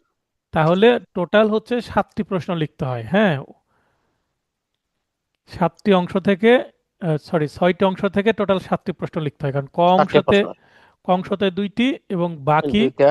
5টি অংশ থেকে একটি করে টোটাল 7টি প্রশ্নের উত্তর লিখতে হয়। ঠিক আছে? জি স্যার। এবার প্রশ্নের স্ট্রাকচার বা প্রশ্ন কেমন হবে এটা তো বোঝা গেল, তাই না? জি স্যার। এবং কত নম্বরের, কত উত্তর কিভাবে করতে হবে, এবং আরো একটা বিষয় যে 1 থেকে 13 পর্যন্ত সিরিয়ালেই কি লিখবো, মানে 1 নম্বর প্রশ্নের উত্তর প্রথমেই রাখতে হবে এমন কোনো ধরা বাঁধা নিয়ম নেই। আপনি যেটা সহজে পারবেন সেটার উত্তর করবেন। যেমন আমি 13 নম্বরের প্রশ্নের উত্তর প্রথমে লিখেছিলাম, তো আমি তো এক চান্সে পাশ করেছি, কোনো সমস্যা হয়নি। অনেকে বলে সিরিয়ালে লিখলে ভালো। হ্যাঁ, সিরিয়ালে লিখলে ভালো, কিন্তু আপনি যদি 1 নম্বরের উত্তর লিখতে না পারেন, 2 নম্বর উত্তর লিখতে প্রথমে না পারেন, আপনার সবচেয়ে যেটা সহজ সেখান থেকে শুরু করেন। তবে হ্যাঁ, আপনি 12 নম্বরের উত্তর লিখলেন, 12-র ক লিখলেন, 12 ক লিখে 12 খ আবার রেখে দিলেন, পরে যে আবার 12 খ লিখলেন, এটা করা যাবে না। মানে 12 নম্বর প্রশ্নের উত্তর লিখলে 12 ক খ এক জায়গাতেই থাকতে হবে, এটা করাটা হুম। উচিত। বুঝতে পেরেছেন? জি স্যার। মানে বেশি র্যান্ডম করা যাবে না। তবে হ্যাঁ, যে 1 থেকে 13 পর্যন্ত সিরিয়াল লিখবে সে একটু অ্যাডভান্টেজ পাবে, কারণ পরীক্ষকের খাতা দেখতে সুবিধা হবে তাই। তো আপনার সুবিধা। প্রথমে যেটা সবচেয়ে সহজ সেটাকে লিখে ফেললেন। মনে করেন আপনি 10 নম্বর প্রশ্নের উত্তর তামাদিয়ান থেকে আপনি প্রথমে লিখলেন, সহজ। লিখার পর আপনি সিরিয়ালে চলে গেলেন প্রথম দিকে। বা মনে করেন যে আপনি প্রথমে 3 নম্বর প্রশ্নের উত্তর লিখলেন, লিখার 3, 4, 5, 6 এভাবে 13 পর্যন্ত লিখলেন। লিখার পরে 1 আর 2 এর যে কোনো একটা লিখলেন। তার মানে সিপিসি পরে লিখলেন, বাদ বাকিগুলো আগে লিখে ফেললেন সিরিয়ালে। এটাও করা যাবে। তো যেভাবে আপনার সুবিধা হয় লিখবেন, তবে র্যান্ডম যত কম করা সম্ভব তত করাই ভালো। আমরা পড়ছি আইন আদালত বার লিখিত পূর্ণাঙ্গ নোট, আজকে প্রথম ক্লাস লিখিত ব্যাচের। এরপরে আমরা কিন্তু প্যাটার্ন বিশ্লেষণ স্ট্রাকচার দেখে নিলাম, এবার দ্বিতীয়ত প্রশ্নের প্যাটার্ন সমূহ আমরা দেখে নেব। এমসিকিউ যেমন প্যাটার্ন বিশ্লেষণ আছে, লিখিত নোটেও প্রথমে প্যাটার্ন বিশ্লেষণ করলে অনেক অ্যাডভান্টেজ পাওয়া যায় প্রস্তুতির ক্ষেত্রে। প্যাটার্ন 1, লিখিত বিষয়ভিত্তিক বর্ণনামূলক প্রশ্ন, মানে ব্রড কোশ্চেন যেটাকে বলি, অনেক বড় লিখতে হবে, অনেক বেশি লিখতে হবে সেটা। এই প্যাটার্নের প্রশ্নের উত্তর করার জন্য কোনো টপিকের উপর বিস্তারিত দখল থাকতে হবে। আপনাকে প্রশ্ন করা হলো পেনাল কোড থেকে যে সাধারণ ব্যতিক্রমগুলো লিখুন, তাহলে সাধারণ ব্যতিক্রম কিন্তু অনেক আছে। বা রাইট অফ প্রাইভেট ডিফেন্স সম্পর্কে লিখুন, অনেক আছে। তো বিস্তারিত আপনাকে লিখতে হবে। বা আসতে পারে যে কখন নরহত্যা খুনে রূপান্তরিত হয়, বিস্তারিত আলোচনা করুন, তখন আপনাকে 299 এবং 300 ধারা বিস্তারিত লিখতে হবে। তো এই প্যাটার্নের প্রশ্নে 10 নম্বরের উত্তর করার জন্য যথেষ্ট পরিমাণে লিখতে হবে। প্রাথমিক আলোচনা, সংজ্ঞা, উদাহরণ উদাহরণ তারপরে আইনের বিধান, কেস ল যেটা মামলার রেফারেন্স, সেটাকে কেস ল বলে। শেষ কথা, সমস্ত কিছু নির্ভুল ও ভালোভাবে লিখতে পারলেই কেবল 10 নম্বরের মধ্যে সর্বোচ্চ 8 পাওয়া সম্ভব। অর্থাৎ আপনি অনেক ভালো করে লিখলেই 10 দিবে সর্বোচ্চ, 10-এ 8 দিবে, 8-এর বেশি পাওয়া সম্ভব না। তবে 8 নম্বর পাওয়া মোটেও সহজ ব্যাপার নাই, এর জন্য কমপক্ষে 35 থেকে 40 মিনিট সময় ধরে একটানা লিখতে হবে। তারপরে আপনি 35-40 মিনিট যদি লিখেন তাহলে 8 নম্বরের উত্তর হবে। এই প্যাটার্নের প্রশ্নের উত্তর করার জন্য 35 থেকে 40 মিনিট সময় ব্যয় করতে হলে অন্যান্য প্যাটার্নের প্রশ্নের উত্তর করার জন্য কৌশলী হতে হবে যেন সময় সেভ হয়। আপনি অন্য প্যাটার্নের প্রশ্নের উত্তর যদি দ্রুত লিখতে পারেন তাহলে এখানে বেশি লিখতে পারবেন, কারণ এই প্যাটার্ন একেই বেশি লিখতে হবে আপনাকে। এই প্যাটার্নের প্রশ্নের জন্য সাধারণত সর্বোচ্চ 10 নম্বর বরাদ্দ থাকে, 10-এর বেশি কখনোই থাকে না।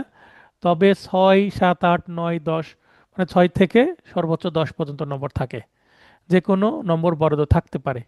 এক্ষেত্রে প্রশ্নের জন্য বরাদ্দকৃত নম্বর অনুযায়ী উত্তরের পরিধি কম বা বেশি করতে হবে। 6 নম্বরের জন্য যদি একটু কম লিখেন, সেক্ষেত্রে 8 নম্বরের জন্য যদি প্রশ্ন আসে তাহলে একটু বেশি লিখতে হবে। এটা বুঝে উত্তর করতে জি, হবে। অর্থাৎ যেমন অবস্থা আপনাকে তেমন ব্যবস্থা করতে হবে। তেমন ব্যবস্থা হবে। মানে আপনার ক্ষুধা বেশি লাগলে বেশি খেতে হবে, ক্ষুধা কম লাগলে অল্প নাস্তা করলে হবে। বুঝতে পারলেন বিষয়টা? জি বিগত সালে আসা প্যাটার্ন 1-এর প্রশ্নের নমুনা। প্যাটার্ন 1-এর প্রশ্নগুলো কেমন হয় একটু চেহারা দেখিয়ে দিই। এমসিকিউ যেমন দেখিয়েছিলাম।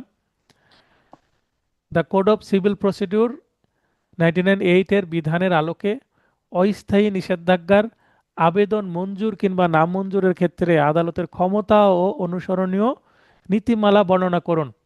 এখানে প্রশ্নের পার্ট কিন্তু দুইটা জিনিস জানতে চেয়েছে। এক হচ্ছে ক্ষমতা, আর একটা হচ্ছে নীতিমালা। কোন ক্ষেত্রে? অস্থায়ী নিষেধাজ্ঞার আবেদন মঞ্জুর করার ক্ষেত্রে বা না মঞ্জুর করার ক্ষেত্রে। তাহলে আপনাকে মঞ্জুরও আলোচনা করতে হবে, না মঞ্জুরও আলোচনা করতে হবে, আবার ক্ষমতাও আলোচনা করতে হবে, নীতিও আলোচনা করতে হবে। অনেক বিস্তারিত, এবং এটা 10 নম্বরের জন্য প্রশ্ন এসেছিল। কত সালের প্রশ্ন? 22 সালের। তাহলে এই প্রশ্নের উত্তর আপনাকে 35-40 মিনিট অনেক লিখতে হবে। আপনার 4 থেকে 5 পাতা লিখতে হবে, মানে 4 থেকে 5 পেজ লিখতে হবে। 4-5 পেজ লিখার পরে আপনি ভালো নম্বর পাবেন। আপনার হাতে লেখা বড় হলে হয়তোবা আরো বেশি লিখতে হবে, পাতার সংখ্যা বেড়ে যাবে। তো কতটুকু লিখতে হবে, আপনার লেখা কম হলো না বেশি হলো, আমার কাছে যখন পরীক্ষা দিবেন তখন কিন্তু এটা আমি আপনাকে বলতে পারবো যে হ্যাঁ এটা যথেষ্ট হয়েছে, না আরো লিখতে হবে, না বেশি লেখা হয়ে গেছে একটু কমাতে হবে। তবে শুধু লিখে খাতা ভর্তি করে আসলে কিন্তু নম্বর পাওয়া যাবে না। আপনাকে সঠিক আইন লিখতে হবে, ধারা লিখতে হবে, আইনের নাম ইংরেজিতে লিখতে হবে, ধারার যে বিধান সেটা নিজের ভাষায় স্পষ্ট এবং সঠিকভাবে লিখতে হবে, উদাহরণগুলো প্রাসঙ্গিক হতে হবে। তারপরে যদি কোনো কেস ল দেওয়ার প্রয়োজন মনে করেন, যে কেস ল দেওয়ার জন্য আমি আবার আমার নোটে উল্লেখ করেছি যে কোন ধরনের প্রশ্নের উত্তরে কেস ল দিতে হবে, কোন ধরনের কেস ল দেওয়ার দরকার নেই। যেগুলোতে বিয়ার একটা যথেষ্ট তথ্য আছে, আইনের মধ্যে যথেষ্ট তথ্য আছে মূল আইনে, সেখানে কিন্তু কেস ল এর দরকার হয় না। কিন্তু যেখানে কেস ল ছাড়া উপায় নাই, অর্থাৎ মূল আইনে তথ্য কম, অল্প করে লেখা আছে, সেক্ষেত্রে আপনাকে কেস ল দিতে হবে। যেমন সিপিসি থেকে যদি প্রশ্ন আসে যে সহজাত ক্ষমতা, দেওয়ানি আদালতের সহজাত ক্ষমতা সিপিসির 151 ধারায় আছে, তো 151 ধারা থেকে 2-3 লাইনের শুধু লেখা যাবে। তাহলে আপনাকে কেস লর সহযোগিতা না নিলে কখনো আপনি সেটা বড় করে লিখতে পারবেন না। তেমনি সহজাত ক্ষমতা হাইকোর্টের ফৌজদারি কার্যবিধিতে আছে, তো সেটাও কিন্তু ধারার মধ্যে খুব বেশি তথ্য নাই, কেস ল ছাড়া সেটা লেখা সম্ভব না। কোয়াশম্যান সম্পর্কে প্রশ্ন আসলে কেস ল লাগবে। 2 নম্বর আরেকটি প্রশ্নের আমরা ধরন দেখে নিই বিগত সালের। বিচারার্থে গ্রহণ করার ক্ষমতা সম্পন্ন কোনো ম্যাজিস্ট্রেটের নিকট কোনো অপরাধের অভিযোগ আনিত হলে the code of criminal procedure অনুসারে উক্ত ম্যাজিস্ট্রেটের করণীয় কি? এখানে বরাদ্দকৃত প্রশ্নর নম্বর হচ্ছে 7 নম্বরের জন্য প্রশ্ন এসেছিল, এটাও 22 সালের প্রশ্ন। তো এটার উপরেরটাতে যদি একটু বেশি লিখতে হয়, নিচেটাতে একটু কম লিখতে হবে, 7 নম্বর যেহেতু। বুঝতে পারছেন কথা ভাই? জি স্যার। আচ্ছা, কামরুজ্জামান ভাই বুঝতে পারছেন? স্বপ্ন আপু বুঝতে পারছেন? স্যার। জি স্যার, শ্রাবণী বুঝতে আপু পারছি বুঝতে স্যার। পারছেন? এই শ্রাবণী আপু, দেখছি আর কি। না বুঝতে তো পারছেন আসসালামু আলাইকুম নাকি? স্যার। না, আজকে তো হ্যাঁ প্রশ্ন কেমন হয় আর প্রশ্নের প্যাটার্ন গুলো আমি বোঝাচ্ছি, ঠিক আছে? সেটা বোঝা যাচ্ছে হ্যাঁ কিনা? জি স্যার। জি স্যার। আচ্ছা ঠিক আছে। তো এটা বোঝা জরুরি এই কারণেই যে আপনি কিসের জন্য প্রস্তুতি নিচ্ছেন, এই প্রশ্নের উত্তর করার জন্য প্রস্তুতি নিচ্ছেন। আপনাকে নিজেকে রেডি করতে হবে। 26 সালে এই ধরনের একটা প্রশ্ন আপনার সামনে আসবে বার কাউন্সিলের পরীক্ষার, এবং পরীক্ষার হলে বসে উত্তর করতে হবে। তো এই প্রশ্নটা কেমন হবে সেটা যদি আগে থেকে ধারণা দিয়ে দিই তাহলে প্রস্তুতি নেওয়া আপনার সহজ হবে। এবং আমি সাজেশন তো দিবই, এরপরেই সাজেশন আছে, এটার পরেই সাজেশন আছে। সাজেশন হয়তো বা আজকে আলোচনা করতে পারবো না, নেক্সট ক্লাসে অবশ্যই সাজেশন আলোচনা হবে। এটার পরে সাজেশন আলোচনা করে সাজেশন অনুসারে আমরা পড়াগুলো পড়াবো। লিখিত পরীক্ষার সাজেশন আগে নেওয়া জরুরি, সাজেশন ছাড়া কিন্তু আপনি কি পড়বো বুঝতে পারবেন না। আমার এমসিকিউ কিন্তু সাজেশন আছে, আমি উল্লেখ করে দিয়েছি কোন সেকশনগুলো পড়তে হবে এবং সেই সেকশনগুলোই কিন্তু আমার নোটের মধ্যে আছে।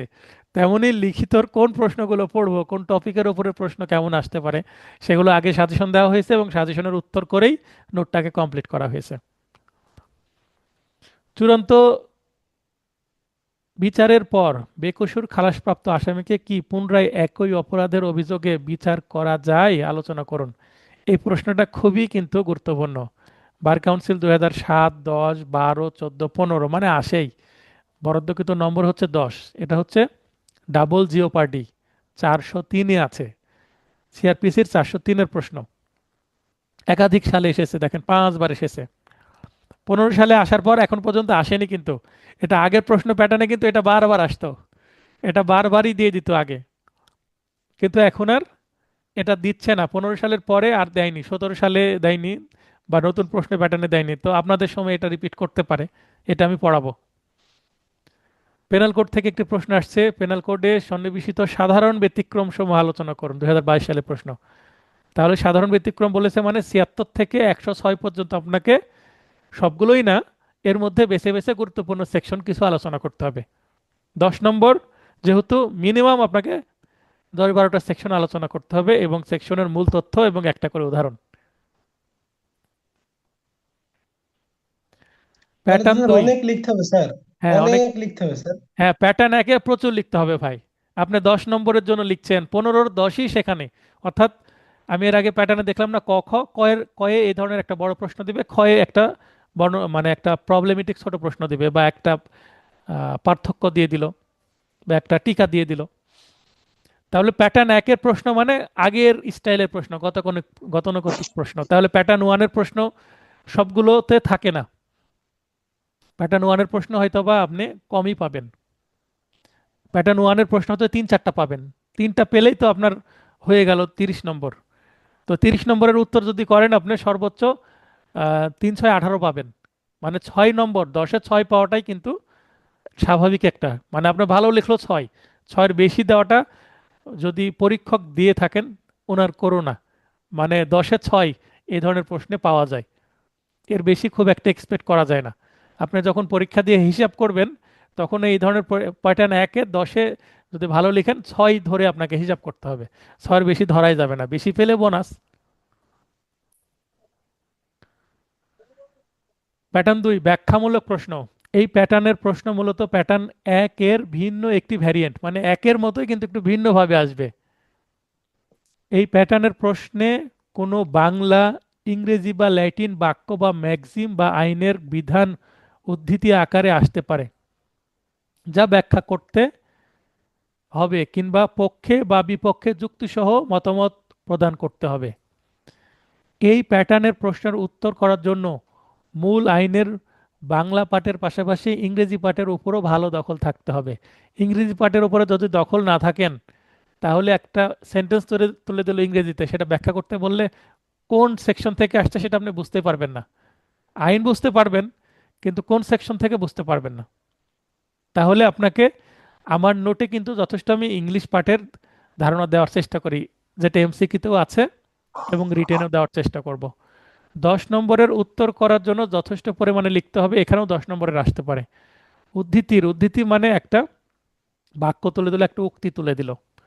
অর্থ লেখার মাধ্যমে উত্তর আরম্ভ করতে হবে। এই প্যাটার্নের উত্তর লেখার প্যাটার্ন কেমন হবে, উত্তরের প্যাটার্নটাও আমি আপনাদেরকে শেখাবো, কোনো ভয় নেই, ধীরে ধীরে সব বুঝতে পারবেন। তারপর যথারীতি প্রাথমিক আলোচনা, সংজ্ঞা, উদাহরণ, আইনের বিধান, কেস ল, শেষ কথা এবং পুনরায় উক্ত উদ্ধৃতির অর্থ ভিন্ন রূপে উপস্থাপনের মাধ্যমে উত্তর সমাপ্ত করতে হবে। এই প্রশ্নের উত্তর লেখা খুবই টেকনিক্যালি, অনেকে পারে না এটার উত্তর লিখতে। তো এটার উত্তর লেখার জন্য খুব চমৎকার আমি একটা পদ্ধতি আপনাদেরকে শিখিয়ে দেবো, সেই পদ্ধতিতে লিখলেই আশা করি সর্বোচ্চ নম্বর পাবেন। এভাবে সমস্ত কিছু নির্ভুল ও ভালোভাবে লিখতে পারলে কেবল 10-এর মধ্যে 8 পাবেন। তবে 8 পাওয়াটা কিন্তু অনেক কঠিন। তার জন্যে 30-35 বা 40 মিনিট ধরে কিন্তু টানা লিখতে হবে। এবং আপনি এত সময় কোথায় পাবেন এই ধরনের প্যাটার্নে লিখতে হলে? সেক্ষেত্রে অন্যান্য যে ছোট ছোট প্যাটার্ন আছে, এর পরের প্যাটার্নগুলো দেখব, সেখান থেকে আপনাকে টাইম সেভ করে এই প্যাটার্নের উত্তর লিখতে হবে। অর্থাৎ প্যাটার্ন 1 এবং 2 একই ধরনের বড় প্রশ্ন, কিন্তু প্রশ্নর উপস্থাপনের ধরন ভিন্ন। এই প্যাটার্নের উত্তর করার জন্য সাধারণত সর্বোচ্চ 10 নম্বর বরাদ্দ থাকে, তবে 5 থেকে 10 পর্যন্ত থাকতে পারে।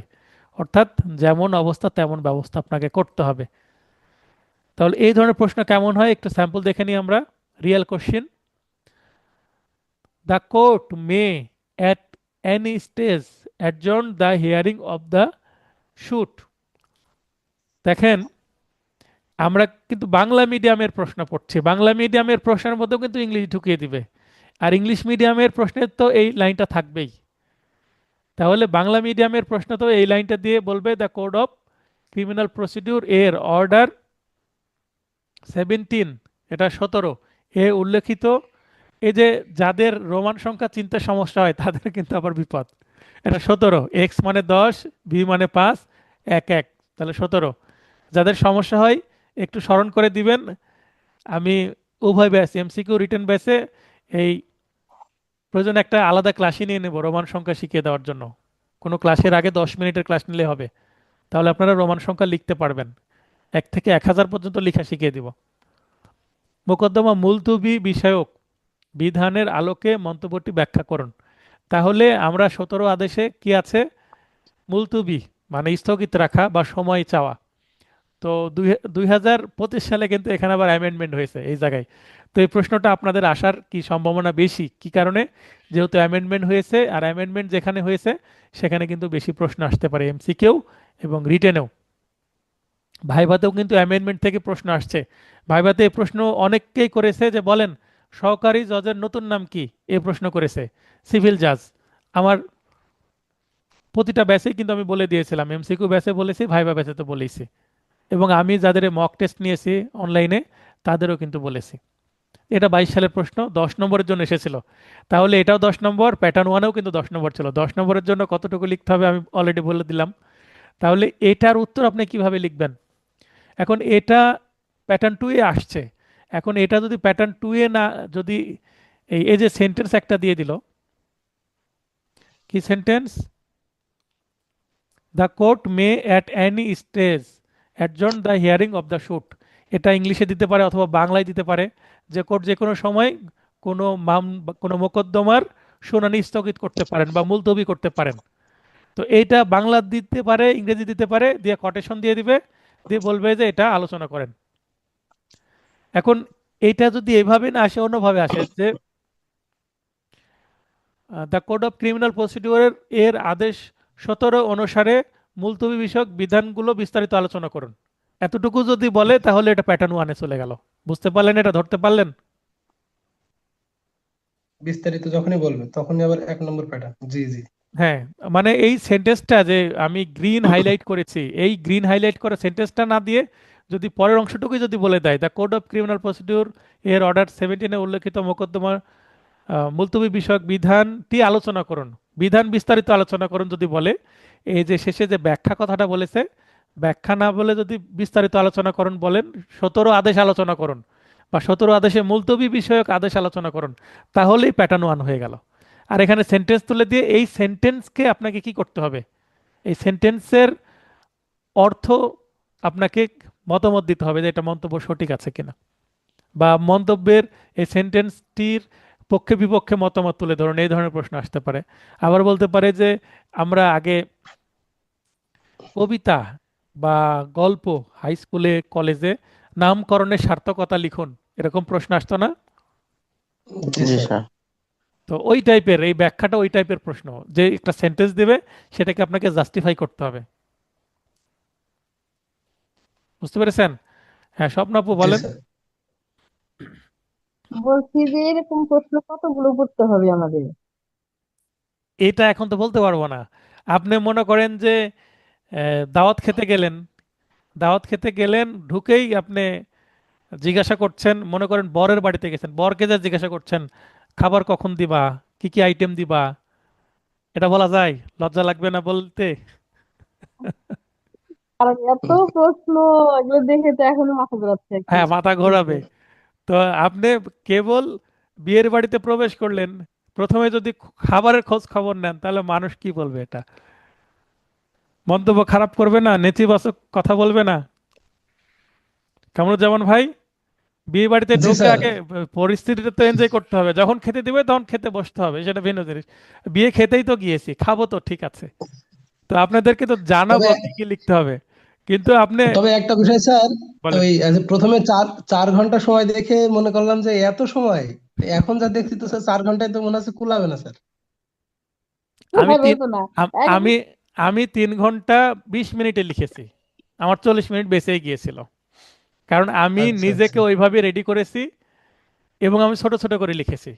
এবং আমার এবারও দেখা যাক, অনেক, আল্লাহ ভরসা। এবার আমার যে সবচেয়ে বেস্ট স্টুডেন্ট ছিল সাতক্ষীরার, ওই ভাই আমার ফাইনাল টাচ নোটটা পড়তে পড়তে পরীক্ষার হলে ঢুকতে ভুলে গেছে, যে 40 মিনিট পরে পরীক্ষার হলে ঢুকেছে।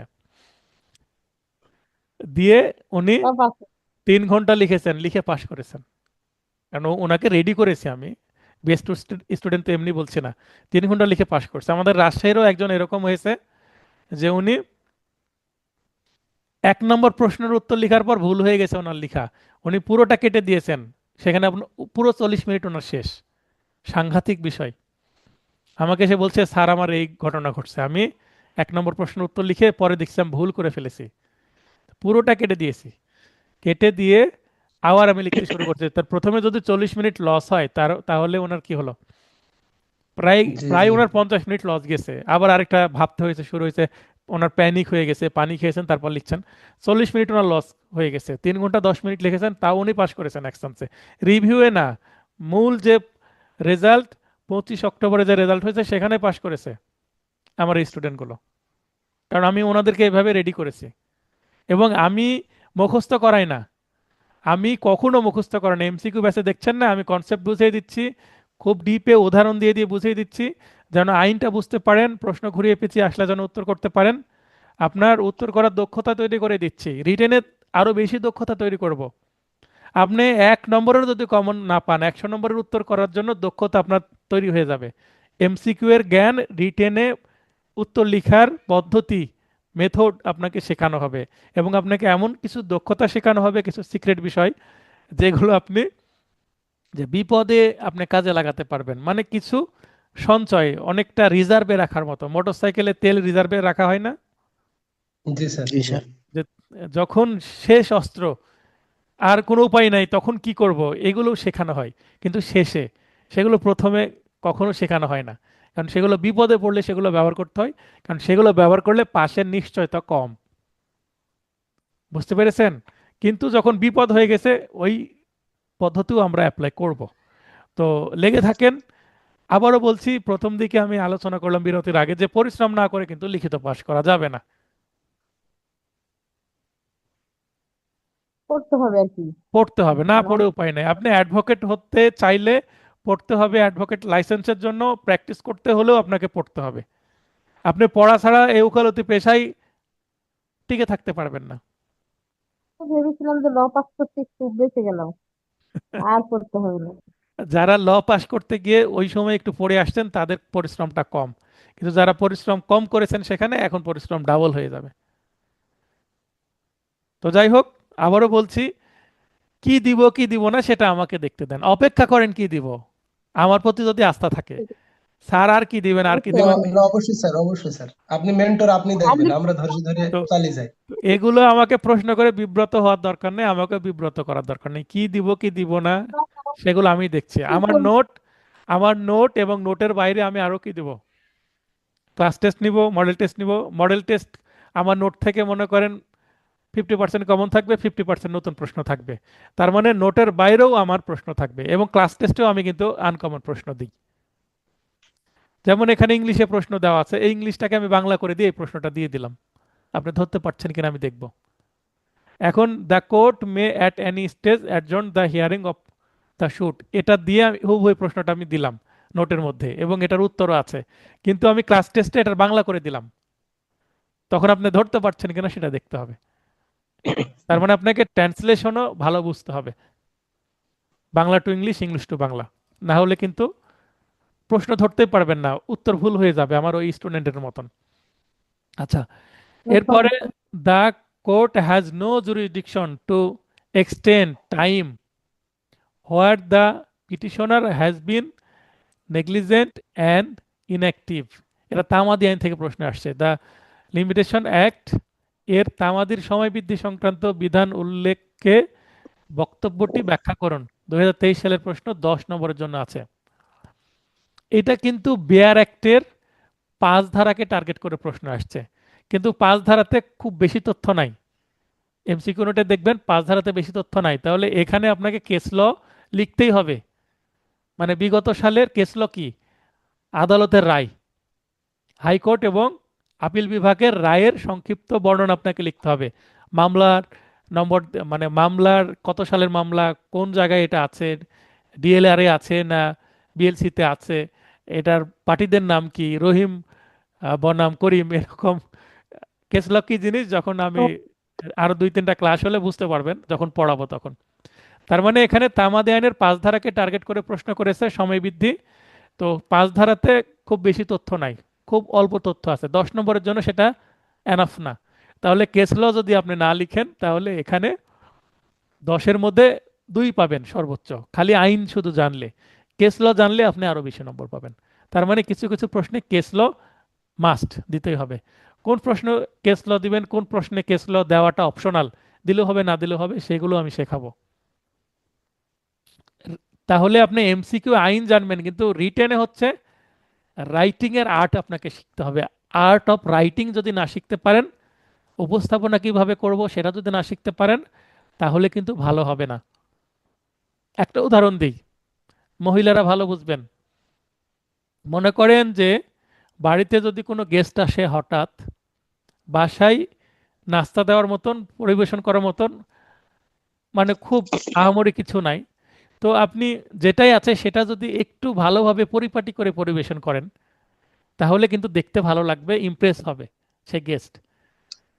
ঠিক আছে, 1 কাপ চা আপনি যদি ওই রাস্তার ধারে খান 5 টাকা, এটা যদি একটু মাঝারি ধরনের রেস্টুরেন্টে খান সেই চায়ের দাম নেবে 20 টাকা। 5 স্টার রেস্টুরেন্টে গেলেও 1 কাপ চা খেতে 5,000 টাকা লাগে। তা চায়ের মধ্যে কিন্তু এলিমেন্ট খুব বেশি যে যুক্ত থাকে তা না, কিন্তু ওই যে পরিবেশ এবং উপস্থাপনা। একটা কফি আপনি ওই জি যে রাস্তায় বিক্রয় করে দিচ্ছে 10 টাকা বা 20 টাকা বা 15 টাকা, এই আপনার পেপার কাপে 1 কাপ কফি, ওই কফি আপনি সাধারণ রেস্টুরেন্টে খেতে যান আপনার থেকে 100 টাকা নিবে। আপনি 3 স্টার রেস্টুরেন্টে খেতে যান 200 টাকা নিবে বা তারও বেশি। মানে 1 কাপ কফি 5,000 টাকা পর্যন্ত বিল আসতে পারে। তাহলে পরিবেশনটা কেমন? হ্যাঁ, কফির টেস্টে পার্থক্য হয়, চায়ের টেস্টে খুব একটা পার্থক্য হয় না। তবে হ্যাঁ, চায়ের কিন্তু এখন আবার হাজারো ভ্যারাইটি, ওই মরিচ চা, তারপরে আদা চা, লেবু চা, কমলা চা, এই ধরনের অনেক কিন্তু বিভিন্ন বিভিন্ন ভ্যারাইটি করে, ভ্যারাইটির কারণে দাম কম বেশি হতে পারে। কিন্তু জায়গার উপর ডিপেন্ড করে এবং পরিবেশনটা কেমন, আপনাকে কিসে করে পরিবেশন করছে। আবার আপনি একটা ক্যাপিচিনো চা কফি খাচ্ছেন, তো এক্সপ্রেসও খাচ্ছেন, তো সেটার উপরে কেমন আর্ট করেছে, তার উপরে কোনো সিলভার ফয়েল দিয়েছে কিনা বা কোনো স্বর্ণের কোনো ফয়েল দিয়েছে কিনা, সেটার জন্য দাম আরো অনেক বেড়ে যাবে। তো এইটা কেন বলছি, আপনি কতটা ডেকোরেটিভ ওয়েতে আপনার লেখাটা উপস্থাপন করতে পারছেন, দ্যাট ইজ দ্য পয়েন্ট, এবং আপনি তত নম্বর বেশি পাবেন। এই কথাটা বোঝা গেল? জি স্যার। আপনার বাড়িতে বন্ধু বা বান্ধবী আসছে, ওই চা বিস্কিটই দেন, কিন্তু একটু সুন্দর করে দেন। একটা ট্রে, একটা ট্রেতে বিস্কিট, চানাচুর, এটা আলাদা আলাদা করে মানে বাড়ির সবচেয়ে সুন্দর দেখতে বাটিগুলোতে দেন। তারপরে চাটা সবচেয়ে সুন্দর কাপে করে দেন। তাই তো করবেন নাকি? আমি যদি বেড়াতে জি যাই আপনার জি বাসায় স্যার। কি করবেন? হঠাৎ বেড়াতে গেলাম না বলে, তো যা আছে সবচেয়ে সুন্দর পাত্রে দেওয়ার চেষ্টা করবেন কিনা? জি স্যার, এক কথায় অবশ্যই যথাসাধ্য অবশ্যই স্যার, স্যার। যথাসাধ্য। যথাসাধ্য। তো স্যার এই যদি তো এটা এটা আপনার অ্যাবিলিটি তো তৈরি হতে হবে পরীক্ষার খাতায় সুন্দর করার জন্য, এবং যথেষ্ট টাইমও থাকতে হবে। এই 4 ঘন্টা কিন্তু মানে চোখের পলকে চলে যাবে আপনি যদি কাজটা ভালোভাবে না পারেন। ভাই এক কাপ চা তৈরি করতে একটা মানুষের লাগবে 5 মিনিট, কোনো মানুষের আবার 20 মিনিটও হবে না। তাহলে যার চাটা তৈরি করে করে অভ্যাস আছে তার কিন্তু সময় কম লাগবে, লাগবে কিনা? জি স্যার। জি। তাহলে তার আপনাকে প্র্যাকটিস আছে। বারবার পরীক্ষা দিয়ে প্র্যাকটিস করতে হবে। আমি এই কারণে এটা বোঝাচ্ছি, প্র্যাকটিস করলে আপনি সময়টা বাঁচাতে পারবেন, আর প্র্যাকটিস না করলে পারবেন না। আপনি পড়ছেন পড়ছেন, হ্যাঁ আমি সবই জানি, এইভাবে লিখতে হবে, মুখস্থ প্রশ্ন ধরলে আপনি মুখে একেবারে 5 মিনিটে সব বলে দিতে পারছেন প্রশ্ন উত্তর, তো লিখতে দিলে পারছেন না, বানান ভুল হচ্ছে, তারপরে লিখা বাঁকা হচ্ছে, অনেকদিন লিখেননি অনেকেই। জি স্যার।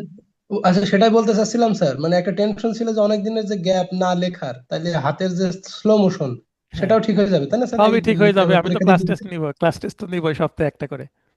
আচ্ছা, আরো একটি জি প্রশ্ন। Sir. In doing professional duty an advocate must be the voice of his conscience and not that of his client. এটা হচ্ছে the canons of professional conduct and etiquette অনুসারে নীতিটি ব্যাখ্যা করুন। 2023 সালের প্রশ্ন, 7 নম্বর। 10-এর 7 নম্বর এখানে ছিল, আর 3 নম্বর হয়তো একটা প্রবলেমেটিক প্রশ্ন দিয়েছিল। বুঝতে পারছেন? তাহলে এটাও কিন্তু ব্যাখ্যা করতে বলছে। তাহলে ব্যাখ্যামূলক প্রশ্নে কিন্তু ইংলিশে প্রশ্ন আসার সম্ভাবনা বেশি, এখানে কিন্তু একটা বিপদ। তার মানে এটার অর্থ আপনি যদি না জানেন, তাহলে আপনি যদি বাংলায় উত্তর করতে চান, আপনি কি বাংলায় উত্তর করতে পারবেন এটার অর্থ যদি না জানেন এটা কি বলছে? জি, আমি তো প্রশ্ন বুঝতে পারবো না স্যার। বুঝতে পারবো না। অনেক সময় আপনি জানা জিনিস বাংলায় আসলে লিখতে পারতেন, ইংলিশে এসেছে বলে লিখতে পারবেন না, ব্যাপারটা এরকম। প্যাটার্ন 3, শব্দ। মুসাবিদা বা drafting the most important part. লিখিত পরীক্ষা অনেকে বাতিল চান, তো তাদেরকে আমি বলবো, ভাই লিখিত পরীক্ষা বাতিল চাইলে আপনি মুসাবিদা প্র্যাকটিস করবেন কিভাবে? আপনি তো নিয়মিত কোর্টে যান না, 90% স্টুডেন্ট নিয়মিত কোর্টে যায় না। তো নিয়মিত যারা কোর্টে যান না তারা তো ড্রাফটিং লিখতে পারবেন না।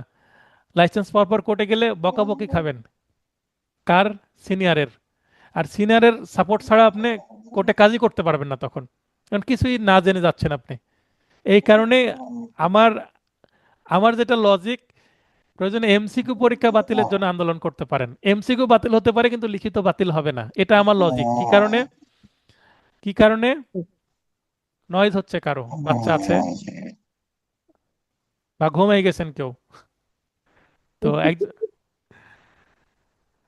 তো আচ্ছা, তো মুসাবিদা আপনি যদি প্র্যাকটিস না করেন, এই লিখিত পরীক্ষায় মুসাবিদাটা বেশি আসছে কেন, আপনি কোর্টে যান কিনা সেটা দেখার জন্য। ভাইভাতেও কিন্তু বেশি প্রশ্ন আসে এই, আপনি কোর্টে যান কিনা এই রিলেটেড, প্র্যাকটিক্যাল রিলেটেড। এবং এমসিকিউ এখন অনেক সিচুয়েশনাল এবং প্রবলেমেটিক প্রশ্ন আসছে, আপনি কোর্টে যান কিনা এটা বোঝার জন্য। কিছু প্র্যাকটিক্যাল টার্ম নিয়ে প্রশ্ন আসছে, কোর্টে যান কিনা এটা বোঝার জন্য। তার মানে আপনি কোর্টে যান কিনা এটা বোঝার জন্য।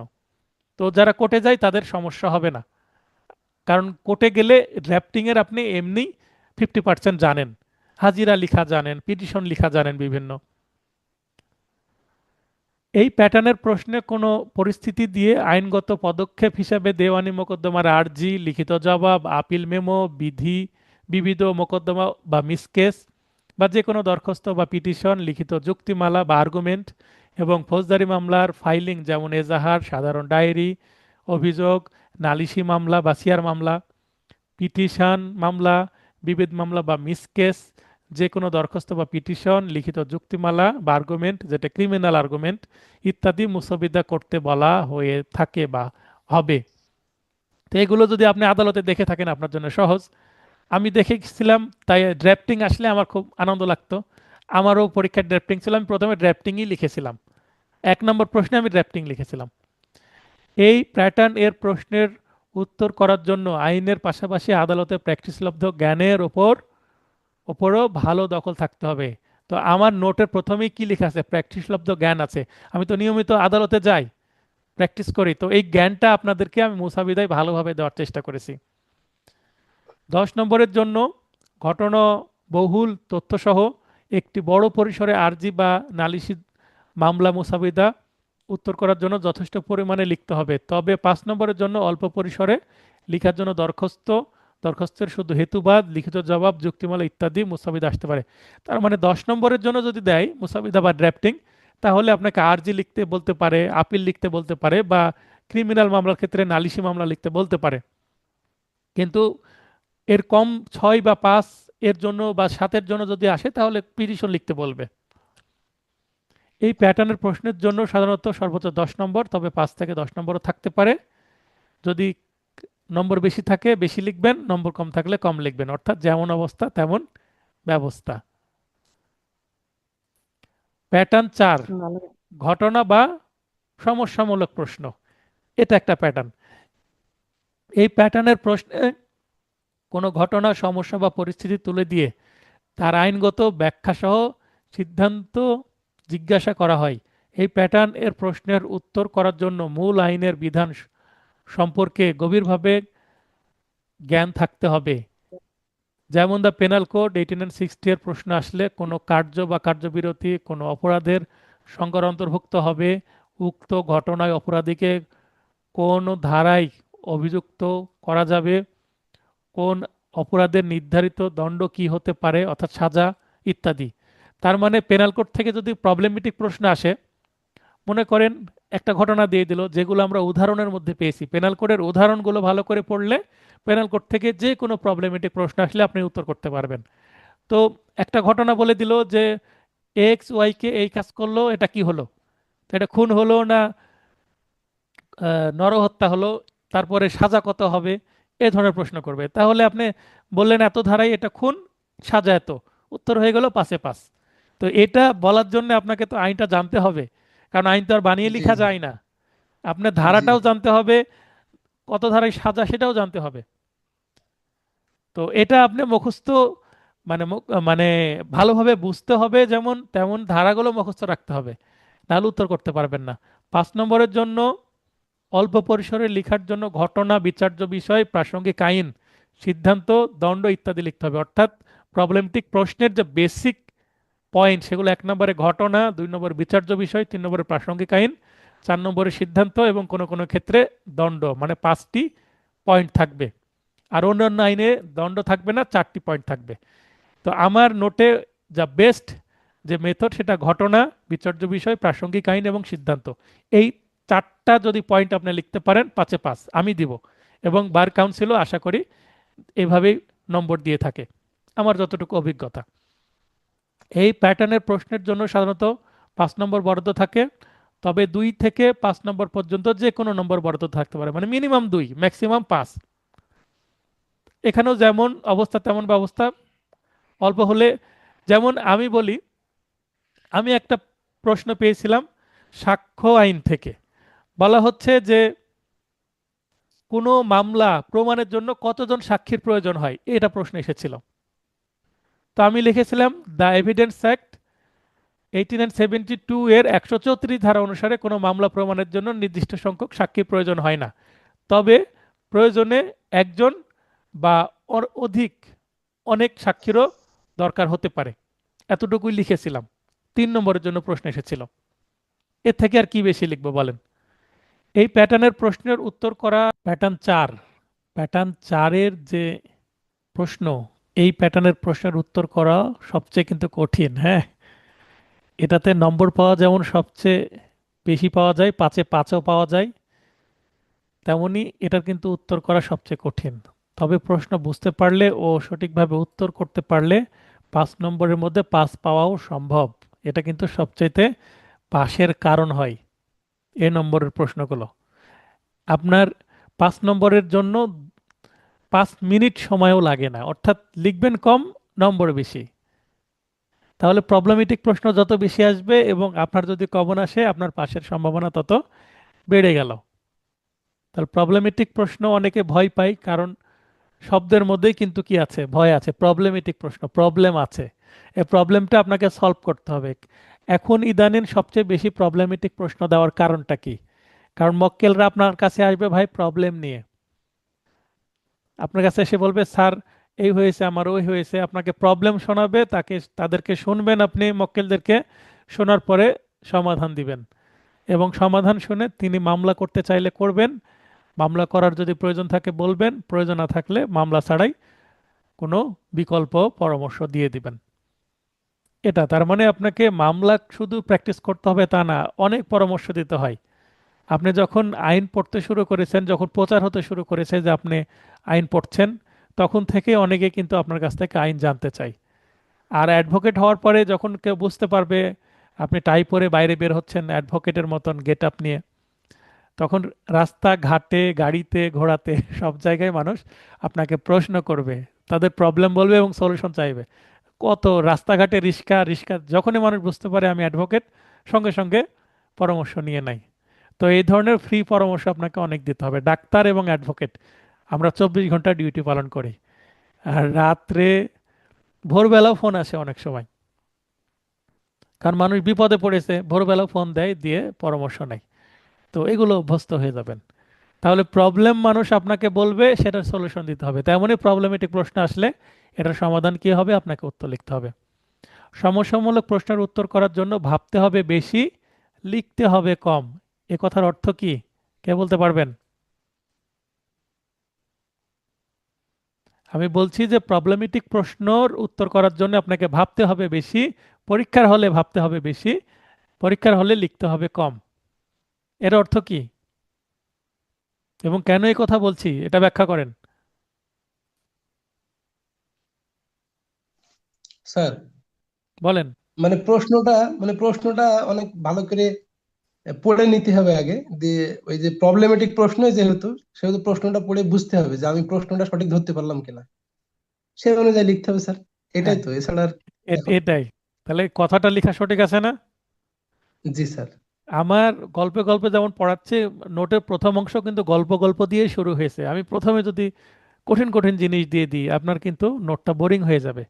তো এইভাবেই প্রথম দিকে কিছু কিছু ইন্টারেস্টিং জিনিস দেওয়া হয়েছে, গল্প করা হয়েছে, যেগুলো আপনার নোটটার প্রতি একটা আগ্রহ তৈরি হবে, মনে হবে আর সামথিং। একটা ইন্টার আর একটা ইন্টারেস্টিং জিনিস দেখছি স্যার, বেশ ট্যাগলাইন মতোই, অর্থাৎ যেমন অবস্থা তেমন ব্যবস্থা, এটা বেশ মজার। না, এগুলো আপনার নোটের প্রতি আগ্রহ বাড়ানোর জন্য, যে সামথিং ওয়েটিং, মানে something interesting waiting for you. হ্যাঁ, আরো ইন্টারেস্টিং অনেক কিছু আপনাদের জন্য অপেক্ষা করছে। তো এই কারণেই নোটটিকে সহজ করার চেষ্টা করেছি। হ্যাঁ, তো এইটা আমার ফাইনাল টাচ নোটের অংশ, সেটা আমি মূল নোটে ইনক্লুড করে দিয়েছি এবং দুইটার কম্বিনেশনে বলেছি আমি নোটটা তৈরি করব। তাহলে প্রথমে যদি এগুলো আপনারা জানতে পারেন, তাহলে কতটা কঠিন, যেমন নদীতে যেমন পানির অবস্থান সেই অনুসারে আপনাকে নদী পার হতে হবে। কম পানি হলে আপনি এমনি পার হয়ে যাবেন, বেশি পানি হলে আপনার নৌকা লাগবে বা আরো অন্য কিছু লাগতে পারে। বিকল্প ব্রিজ থাকলে ব্রিজ দিয়ে যেতে হবে। তো যেমন অবস্থা তেমন ব্যবস্থা, এটা তো আপনার নিজের অ্যাবিলিটি কতটুকু, আপনার আইন সম্পর্কে ঘাটতি কতটুকু, আপনার হ্যান্ড রাইটিং আপনি লিখছেন কিনা। আপনি কোর্টে গেলে তো নিয়মিত লিখতে হয়, যারা কোর্টে যান না নিয়মিত লিখতে হয় না। অনেকেই বাংলা লিখতে হয় অন্য পেশাতে থাকলেও, অনেকে শিক্ষক আছেন লিখতে হয়, অনেকেই কিছুই লিখেন না। আমার সবচেয়ে সমস্যা হয়েছিল, আমি রাজশাহী ইউনিভার্সিটিতে অ্যানথ্রোপোলজিতে পড়েছিলাম, ওই সময়ও আমি ইংরেজিতে লিখতাম, মানে ইংলিশ মিডিয়াম। এবং যখন আমি এলএলবি অনার্স করেছি 4 বছর, এই 4 বছরও আমি ইংলিশ মিডিয়াম। তার মানে আমি বাংলা লিখিনি অনেক দিন, ইংলিশে লিখেছি। কিন্তু আমি এক বড় ভাইয়ার সাথে পরামর্শ করলাম, তিনি আমার আগের বার অ্যাডভোকেট হয়েছেন। ওনাকে বললাম আমি ইংলিশে লিখতে চাচ্ছি, বার কাউন্সিলের লিখিত পরীক্ষা, আপনার পরামর্শ কি? তখন উনি আমাকে বলল, তুমি বাংলায় লিখো ভাই, ইংলিশে লিখে রিস্ক নেওয়ার দরকার নেই। তুমি কি বাংলা একেবারেই লিখতে পারো না, বোঝো কম? তো বললাম তা না, তবে যেহেতু প্রায় 8 বছর ইংরেজিতে লিখেছি, দুইটা অনার্স, তো এখন বাংলা হঠাৎ লিখতে গেলে তো হ্যান্ড রাইটিং আমার স্লো হয়ে গেছে। আর কোর্টে যাচ্ছি, কোর্টেও আমার লিখতে সমস্যা হচ্ছে, সিনিয়র যখন লিখতে দিচ্ছে, ইংলিশে লিখলে আমার সমস্যা হবে না, কিন্তু বাংলা লিখতে আমার সমস্যা, বানান ভুল হবে, তারপরে লেখা স্লো হয়ে যাবে, লেখা পরিষ্কার হবে না চর্চা না মানে করলে। একটা তো জড়তা, হ্যাঁ, একটা জড়তা জড়তা আছে, চলে আসছে। চর্চা করতে হবে। মানে ইন্টারমিডিয়েটের পরে আমি বাংলা লেখা বন্ধ আমার, ব্যাপারটা এরকম হয়ে গেছে। তো আশা করি আমার স্টুডেন্টদের জড়তা আমি কাটিয়ে দেব। পরীক্ষা দিতে হবে নিয়মিত, শুধু ক্লাস করলে হবে না। আর শুধু আপনারা লাইভ ক্লাস করবেন না, রেকর্ডিং ভিডিওর জন্য অপেক্ষা করবেন। দেখবেন আমি কি করছি, এখন থেকে রেকর্ডিং ভিডিও শেষের দিকে দিচ্ছি। এমসিকিউ ভিডিও আমি একটু পরে দিলাম না, এখনো কিছু জি জি। ভিডিও দেওয়া বাকি আছে। আসলে এটা হয়ে যায় কি, অসুস্থ ছিলাম আমি, তো এডিট করতে পারিনি। আজকের দিনে এডিট করেছি, করে 4টা ভিডিও দিয়েছি, রাত্রে আবার এডিট করব, কালকে দিনে এডিট করব, করে বাকিগুলো দিব। কারণ শনিবারে তো আমাকে পরীক্ষা নিতে হবে, সব ভিডিওগুলো তো দিতে হবে, তাই না? এমসিকিউ এর কথা বলছি। জি তো জি স্যার। যারা লাইভ ক্লাসে ছিল তারা তো ক্লাসে পড়াটা হয়ে গেছে অনেকটা, ভিডিওটা দেখলে তাদের রিভিশন হবে, তাছাড়া তো নোট হাতে আছেই। প্যাটার্ন 5, পার্থক্যমূলক প্রশ্ন। পার্থক্য কি জিনিস আমরা ছোটবেলা থেকে জানি।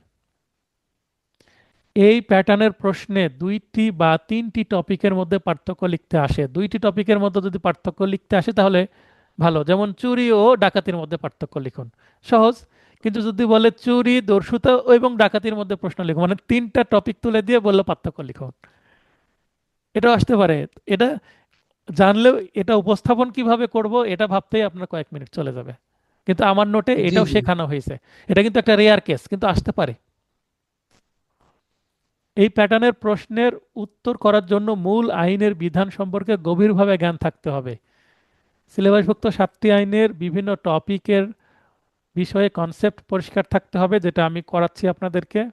অলরেডি পেনাল কোড কমপ্লিট হয়ে গেছে এমসিকিউ ব্যাচের। এমসিকিউ ব্যাচে যদি আপনার কনসেপ্ট ক্লিয়ার হয়, ডিপ নলেজ থাকে প্রভিশন সম্পর্কে। প্রভিশন কি? কোনো সেকশনের যে বিধান বা আইন, এটাকে প্রভিশন বলা হয়।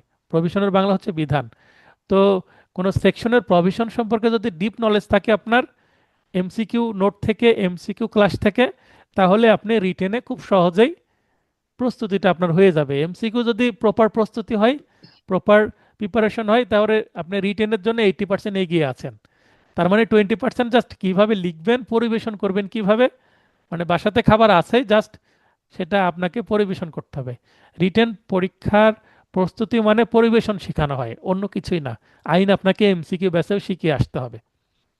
বিভিন্ন টপিকের মধ্যে সাদৃশ্য ও বৈসাদৃশ্য অনুসন্ধান করতে হবে। সাদৃশ্য মানে মিল, বৈসাদৃশ্য মানে অমিল। তো আপনি যদি সাদৃশ্য না জানেন, বৈসাদৃশ্য বা অমিল লিখতে পারবেন না। তো অমিল মানে তো পার্থক্য, বুঝতে পারলেন ভাই? জি জি জি স্যার। এই প্যাটার্নের প্রশ্নের জন্য সাধারণত সর্বোচ্চ 5 নম্বর বরাদ্দ থাকে, 5-এর বেশি সাধারণত থাকে না। তবে 2.5 থেকে সর্বোচ্চ 8 নম্বর পর্যন্ত যে কোনো নম্বর বরাদ্দ থাকতে পারে, মানে 5-এর বেশি থাকা মানে বোনাস, একটু বেশি লিখতে হবে পয়েন্ট। এক্ষেত্রে প্রশ্নের জন্য বরাদ্দকৃত নম্বর অনুযায়ী প্রশ্নের পরিধি কম বা বেশি করতে হবে, অর্থাৎ যেমন অবস্থা তেমন ব্যবস্থা আপনাকে এখানেও করতে হবে। মানে কতটুকু লিখব, এই প্রশ্নের উত্তরের জন্য আমি লিখেছি যেমন অবস্থা তেমন ব্যবস্থা। এই প্যাটার্নের প্রশ্নের উত্তর করা সবচেয়ে সহজ, পার্থক্য লেখা কিন্তু সবচেয়ে সহজ। কথাটা কি সঠিক বললাম? জি স্যার। প্রশ্ন বুঝতে পারলেও সঠিকভাবে উত্তর করতে পারলে 5 নম্বরের মধ্যে কিন্তু এখানেও পাস পাওয়া সম্ভব। 5 নম্বরের জন্য আপনাকে 7টা অন্তত পয়েন্ট লিখতে হবে, একটু পয়েন্ট বেশি লিখতে হবে। 5 নম্বর 5টা পয়েন্ট লিখলাম এটা করলে হবে না, অন্তত 2-1টা পয়েন্ট বাড়িয়ে লিখতে হবে। পার্থক্যমূলক প্রশ্নের উত্তর করার জন্য ভাবতে হবে কম, লিখতে হবে বেশি, সরি লিখতে হবে কম। তাহলে পার্থক্যমূলক প্রশ্নের উত্তর করার জন্য বেশি ভাবা লাগে না, ভাবতেও হবে কম, লিখতেও হবে কম। তার মানে মানে যতটুকু ততটুকুই। হুম, বেশি ভাবা লাগে না। তো আপনি তো জানেন এটা তো প্রবলেমেটিক প্রশ্ন না। 2টা টপিক, জি আপনি জি জি। চুরি কি যদি জানেন, চুরি ও বলপূর্বক আদায়ের মধ্যে পার্থক্য, তাহলে চুরি আর বলপূর্বক আদায় আপনি তো জানেন ভালোভাবে, এমসিকিউ তেও জানেন, আবার এখানেও আমি শেখাবো। তাহলে সেটা লিখতে তো আপনার সমস্যা হবে না। জি স্যার। আবার যদি বলে যে খুন এবং নরহত্যার মধ্যে পার্থক্য লিখুন, আপনি তো জানেন যে 4টি উপাদান এবং 5টি পার্থক্য আছে, এগুলো লিখে দিলেই তো হয়ে গেল। সেগুলো এমসিকিউ এর নলেজটা রিটেনে কনভার্ট করা হবে, রিটেনে তো আমি উত্তর আছেই নোটের মধ্যে, সেগুলো দেখলে আপনি বুঝতে পারবেন। এখন আপনাকে জাস্ট কি হবে মানে অনেকটা কোর্স আউটলাইন আপনাকে বোঝানোর চেষ্টা করছি। হ্যাঁ, রেসিপিটা বোঝানোর চেষ্টা করছি। এখন মানে এই রেসিপি অনুসারে রান্না করাটা পরে শেখাবো। মানে বুঝতে জি জি পেরেছেন? জি। মানে কি কি আইটেম জি আমাদের স্যার। রান্না করতে হবে সেটা শেখাচ্ছি, এবং রান্না করা প্র্যাকটিক্যালি পরে শেখাবো। তাহলে কি কি রাঁধতে হবে, আপনার সিলেবাসে কি আছে, যেমন 7টা আইন, এই 7টা আইনের রিটেনে 6 ধরনের প্রশ্ন আসে। এটা যখন আপনি বুঝে যাবেন, তখন আপনার খেলা সম্পর্কে ধারণা তৈরি হবে যে খেলাটা কতটা কঠিন হতে চলেছে। বুঝতে পেরেছেন? জি স্যার। প্যাটার্ন 6, আর সংক্ষিপ্ত আর বা আর হচ্ছে টিকামূলক কিছু প্রশ্ন। ধারণা, ওই পার্থক্যমূলক কিছু ধারণা স্যার এমসিকিউ আপনার এই এমসিকিউ নোটে দেওয়া আছে স্যার, যেমন ওই যে 34 ধারার 149 ধারার ভিতরে একটা টেবিল করে দেওয়া, হ্যাঁ, দুই হ্যাঁ, ধারার পার্থক্য দেওয়া। আমার ফাইনাল টাচ নোটে আরো পার্থক্য পাবেন ওই ধরনের। তাহলে কনসেপ্ট ক্লিয়ার হবে। এই প্যাটার্নে কোনো টপিকের ওপর ছোট ছোট প্রশ্ন আসে, টিকা বা সংক্ষিপ্ত প্রশ্ন, বলছে চুরি কাকে বলে বা টিকা লিখুন চুরি, এগুলো ছোট 2 বা 2.5 নম্বরের প্রশ্ন আসে। এই প্যাটার্নের প্রশ্নের উত্তর করার জন্য মূল আইনের বিধান সম্পর্কে গভীরভাবে জ্ঞান থাকতে হবে, সিলেবাসভুক্ত 7টি আইনের বিভিন্ন টপিকের বিষয়ে কনসেপ্ট পরিষ্কার থাকতে হবে। ভাই, পেনাল কোড থেকে আমি মনে হয় 40টার মতন টপিক পড়াবো শুধুমাত্র এই টিকা, মানে পেনাল কোড থেকে টিকা যদি আসে আপনার মিস হবে না, যত ধরনের আসার সবগুলোই আমি পড়াবো। যেমন প্রথমেই আমি যদি বলি যে জজের সংজ্ঞা আছে না, জি, তারপরে 34 ধারায় কমন ইন্টেনশন, অভিন্ন অভিপ্রায়। জি, হ্যাঁ, অভিন্ন অভিপ্রায়। তারপরে চলে আসেন 52 ধারায় সাধারণ, 52 ধারায় আছে কি সরল বিশ্বাস। জি, তারপরে গুড ফেইথ। হ্যাঁ, তারপরে চলে যান আপনার 53 ধারায়। 53 ধারায় কি আছে, সাজার বিধানগুলো আছে। সাজার, জি স্যার, হ্যাঁ, পানিশমেন্ট। তারপরে চলে যান আপনার সাধারণ ব্যতিক্রম কাকে বলে, ছোট করে আসতে পারে, টিকা লিখুন, তাহলে 2-1টা ব্যতিক্রম লিখে দিলেই হয়ে যাবে। তারপরে অ্যাবেটমেন্ট 107 ধারা, অ্যাবেটর 108 ধারা। তারপরে চলে যান 124-এর ষড়যন্ত্র। তারপরে হচ্ছে রাষ্ট্রদ্রোহিতা, এগুলো। হ্যাঁ, এই যে টপিকগুলো সিরিয়ালে যেগুলো আমরা পড়ি, তারপরে আপনাকে যতগুলো কি আছে অপরাধ আছে সবগুলোই টপিকে আপনাকে পড়ানো হবে। পাশাপাশি আদালতে প্র্যাকটিসলব্ধ জ্ঞানের উপরও ভালো দক্ষতা থাকতে হবে, কারণ কিছু কিছু আইন আছে প্র্যাকটিক্যাল প্রশ্নও চলে আসতে পারে। যেমন নারাজি দরখাস্ত কাকে বলে, নারাজি কাকে বলে। ভাই, আইনের কোথাও নারাজি শব্দটা নাই, তাহলে নারাজিটা কি? এটা প্র্যাকটিক্যাল নলেজ, এটা আদালতের একটা প্র্যাকটিস। ফৌজদারি কার্যবিধিতে কোথাও নারাজি সম্পর্কে বিধান নাই, কিন্তু সিআর মামলাতে বা জিআর মামলাতে নারাজি দরখাস্ত দাখিলের বিধান আছে। প্র্যাকটিক্যাল একটা বিধান হয়ে গেছে, মানে এটা রীতি হয়ে গেছে, কাস্টম। তো কাস্টম থেকেও কিন্তু আইন তৈরি হয়। আমরা জুরিসপ্রুডেন্স যারা পড়েছি, আইন বিজ্ঞান, তারা আইনের উৎস সম্পর্কে যখন আমরা পড়তে গিয়েছি তখন জানি না যে কাস্টম বা রীতিনীতি থেকেও আইনের উৎপত্তি হয়। তেমনি আদালতে জি, একটা প্র্যাকটিস আছে সেটাও। যেমন সিআরপিসির আরেকটা কথা যদি বলি, যে আর্গুমেন্ট বা যুক্তিতর্কের জন্য দায়রা জজের যুক্তিতর্কের জন্য সিআরপিসিতে বিধান আছে, কিন্তু ম্যাজিস্ট্রেট কোর্টের যুক্তিতর্কের জন্য কোনো বিধান নাই। কত ধারায় যুক্তিতর্ক করা হবে এটা উল্লেখ নাই, কিন্তু ম্যাজিস্ট্রেট কোর্টেও যুক্তিতর্কের সুযোগ দেওয়া হয়। কিন্তু ম্যাজিস্ট্রেট কোর্টে কিন্তু আইনত যুক্তিতর্ক করার জন্য কোনো সেকশন নাই, মানে এটা আইনের বাইরের প্র্যাকটিস। তো এই ধরনের অনেক প্র্যাকটিক্যাল নলেজ যদি আদালতে যান পাবেন, এবং সেই প্র্যাকটিক্যাল নলেজ থেকেও কিন্তু প্রশ্ন আসতে পারে। তো সেগুলো ভাইভাতে বেশি আসে। তো সেগুলো আমার নোটে আমি যেগুলো রেলিভেন্ট আসার মতো সেগুলো দিয়ে দেওয়ার চেষ্টা করছি। 10% তো প্রশ্ন চলে আসে এই ধরনের আউট অফ সিলেবাস, মানে প্র্যাকটিক্যাল থেকে। তো আমার যেহেতু আদালতে যাওয়ার অভিজ্ঞতা আছে, আমি অ্যাডভোকেট, তো আমি এগুলো দিতে পারবো। আমি শুধুমাত্র রাইটার না, আমি শুধুমাত্র শিক্ষক না, আমি অ্যাডভোকেটও বটে, প্র্যাকটিস করি নিয়মিত এবং অ্যাক্টিভ প্র্যাকটিস করি।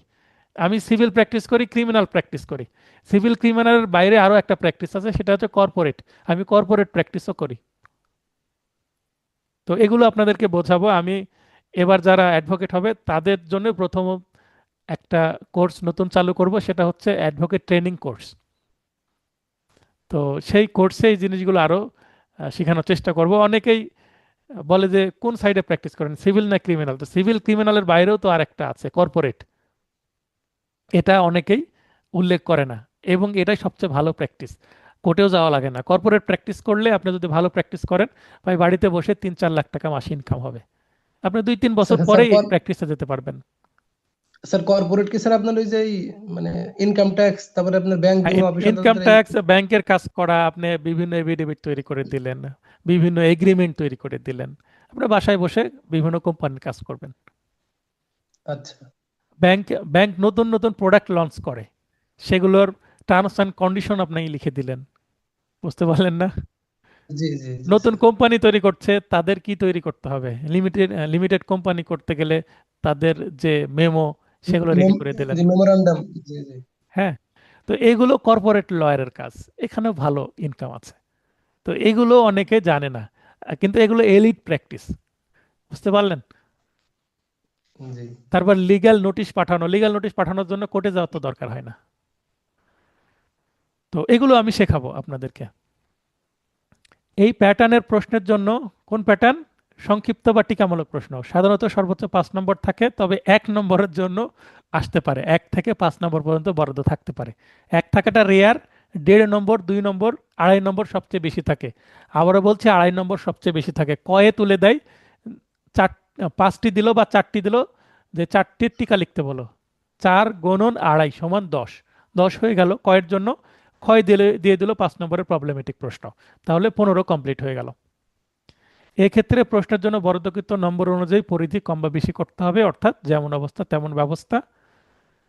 এই প্যাটার্ন এর প্রশ্নের উত্তর করা বেশ কঠিন। আইনের সঠিক বিধান স্পষ্টভাবে জানা না থাকলে এই প্যাটার্নের প্রশ্নের উত্তর করা সম্ভব নয়। আপনি যদি আইনের ধারা না জানেন, আপনি সংজ্ঞা লিখলেন কিন্তু কত ধারায় আছে এটা বলতে পারলেন না, তাহলে কিন্তু নম্বর আপনাকে কমাই দিবে। টিকাতে আইনের নাম সঠিকভাবে লিখতে হবে, ধারা সঠিকভাবে লিখতে হবে, তারপরে আইনের বিধান নিজের ভাষায় লিখেন, তাহলে আপনি ফুল নম্বর পাবেন। তাছাড়া কিন্তু আপনি যদি ধারা না লিখেন, অর্ধেক নম্বর কেটে দিবে, 2 নম্বরের অর্ধেক শেষ। ধারা ভুল লিখলে আপনার 0 করে দিতে পারে। আপনি উত্তর লিখেছেন, ধারা ভুল লিখেছেন, 0 দিয়ে দিবে। তার ধারাটা আপনার কিন্তু খুবই গুরুত্বপূর্ণ আইনের ক্ষেত্রে, ধারা বা অনুচ্ছেদ যেটাই বলি না কেন। বুঝতে পারলেন বিষয়টা? জি স্যার। এই কারণেই এটাকে কঠিন বলছি, কারণ অনেক সময় ধারা মনে রাখাটা টাফ হয়ে যায়। তবে এমসিকিউ ফাইনাল টাচ নোটে ধারা ধারা মুখস্থ করার আমি টেকনিক দিয়ে দেব। তাই আমার এমসিকিউ যারা ব্যাচে আছেন প্লাস রিটেন ব্যাচে আছেন, তাদের ওভারল্যাপিং হবে। এমসিকিউ অলরেডি আমি একবার কোর্স কমপ্লিট করে ফেলেছি, সেকেন্ড যে ব্যাচ সেটার আবার পেনাল কোড কমপ্লিট হলো। আমি রিটেনে এবার পেনাল কোড শুরু করব নেক্সট ক্লাস থেকে। নেক্সট ক্লাসে পেনাল কোডের সাজেশন পড়াবো প্রথমে, তারপরে পেনাল কোডের হয়তো বা একটা টপিক পড়ানো হয়ে যাবে নেক্সট ক্লাসে। আমি রুটিন দিয়ে দেবো আজকেই আশা করি, অথবা কালকে পাবেন।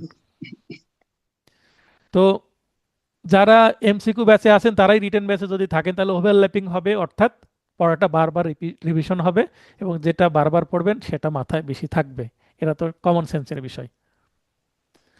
তাহলে প্রশ্নের উত্তর করা সম্ভব নয় যদি আপনি স্পষ্ট সঠিক বিধান না জানেন, তবে প্রশ্ন বুঝতে পারলে ও সঠিকভাবে উত্তর করতে পারলে শতভাগ নম্বর পাওয়া সম্ভব। আপনাকে 5-এ 5 দিবে, 2-এ 2 দিবে। সংক্ষিপ্ত প্রশ্নের উত্তর করার জন্য ভাবতে হবে বেশি, লিখতে হবে কম। এই হচ্ছে আজকের আলোচনা। আচ্ছা, আর একটু কথা আছে, যে পরিস্থিতি উপলব্ধি ও প্রস্তুতি কৌশল। এতক্ষণ যে দুইটা বিষয় আলোচনা করলাম, প্রথমে কি বিষয় ছিল? প্রথমত প্রশ্নের স্ট্রাকচার দেখালাম, 13টা প্রশ্ন আসবে, 7টা প্রশ্ন লিখতে হবে, 6টার জন্য 90, একটার জন্য 10। তার মানে প্রশ্নের স্ট্রাকচার কেমন, মান বন্টন কেমন, সেটা আপনারা জানলেন। এবং একটু আগে শেষ করলাম 6 ধরনের প্যাটার্ন। এখন এই আজকের ক্লাস থেকে আপনি কি বুঝতে পারছেন পরিস্থিতিটা কেমন? যেমন স্বপ্ন আপু বলছিল যে স্যার অনেক তো কঠিন হবে, জি স্যার। তো পরিস্থিতিটা কি সেটা উপলব্ধি করি। প্রশ্নের স্ট্রাকচার ও প্যাটার্ন সম্পর্কে জানার পর আশা করছি বুঝতে পারছেন যে প্রশ্নপত্র কেমন হয় এবং প্রশ্নের ধরন কেমন হতে পারে। এখন আপনাদের কাজ হচ্ছে এমসিকিউ পরীক্ষার ধারাভিত্তিক প্রস্তুতিকে, এমসিকিউ পরীক্ষায় যে ধারাভিত্তিক প্রস্তুতি নিচ্ছেন সেই প্রস্তুতিকে লিখিত পরীক্ষায় টপিক ভিত্তিক প্রস্তুতিতে পরিণত করা। তাহলে আপনার বিষয়টা আরো সহজ হয়ে যাবে।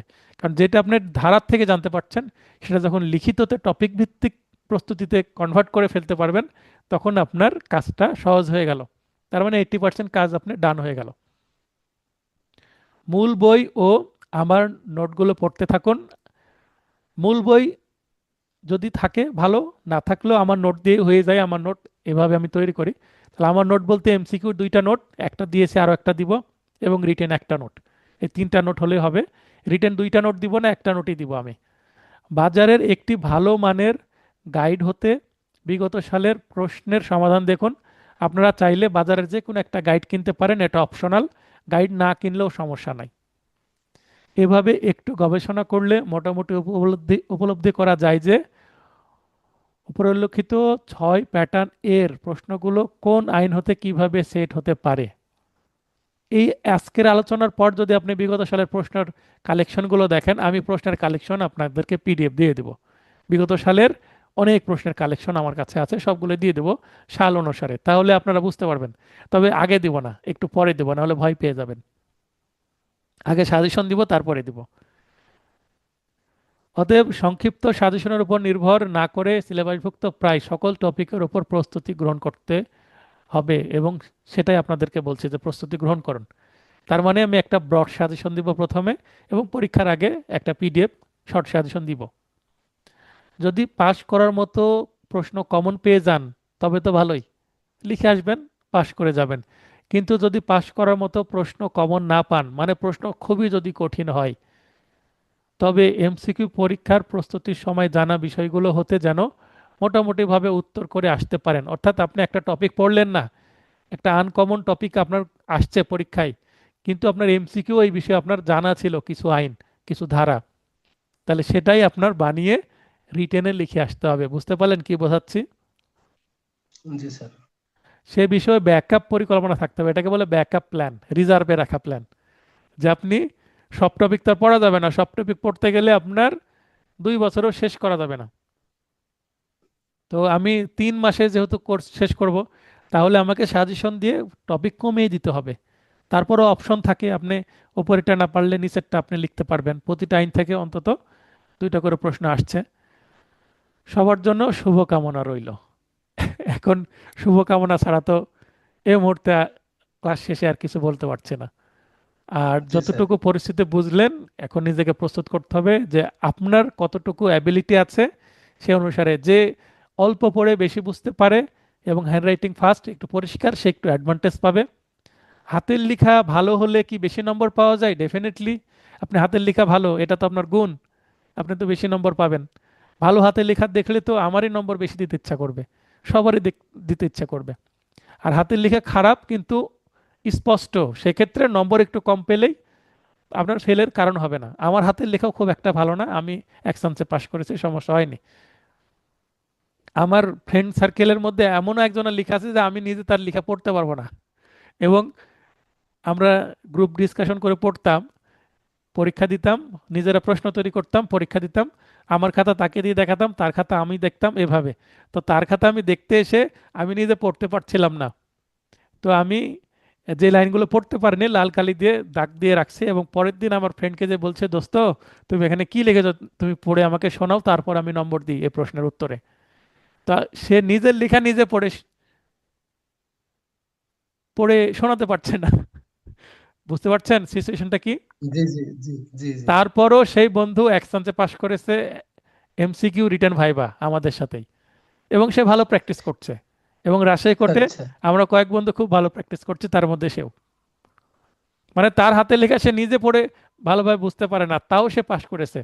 তো তার জন্য আমার পরামর্শ ছিল, দোস্ত লেখার বর্ণনার মধ্যে তুমি যাই করো, যখন আইনের নাম এবং ধারা লিখবে, আইনের নাম এবং ধারা এবং প্রথম 2-3 লাইন একটু স্পষ্ট ধীরে লিখো, পরে তুমি পেঁচায় যাও, সমস্যা নাই।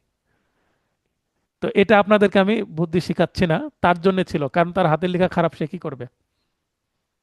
তো যখন ধারাটা সঠিক লিখবে, তখন ওই যিনি খাতা দেখবেন তার হয়তো বা দয়া হবে যে ধারা তো ঠিক লিখছে, মনে হয় লেখাটাও ঠিক আছে, এভাবে হয়তো বা নম্বর পেয়ে পাশ করে গেছে। ভালো যিনি মন থেকে নম্বর বেশি দিয়েছেন, এই ধরনের ব্যক্তির কাছে, এই ধরনের পরীক্ষকের কাছে খাতাটাও তার পড়েছে, তার ভাগ্য ভালো, এক চান্সে হয়ে গেছে। তো যেটা বলছি, যে লেখা পরিষ্কার হলেই হবে, ভালো না হলেও সমস্যা নাই, ভালো হলে তো সেটা অ্যাডভান্টেজ।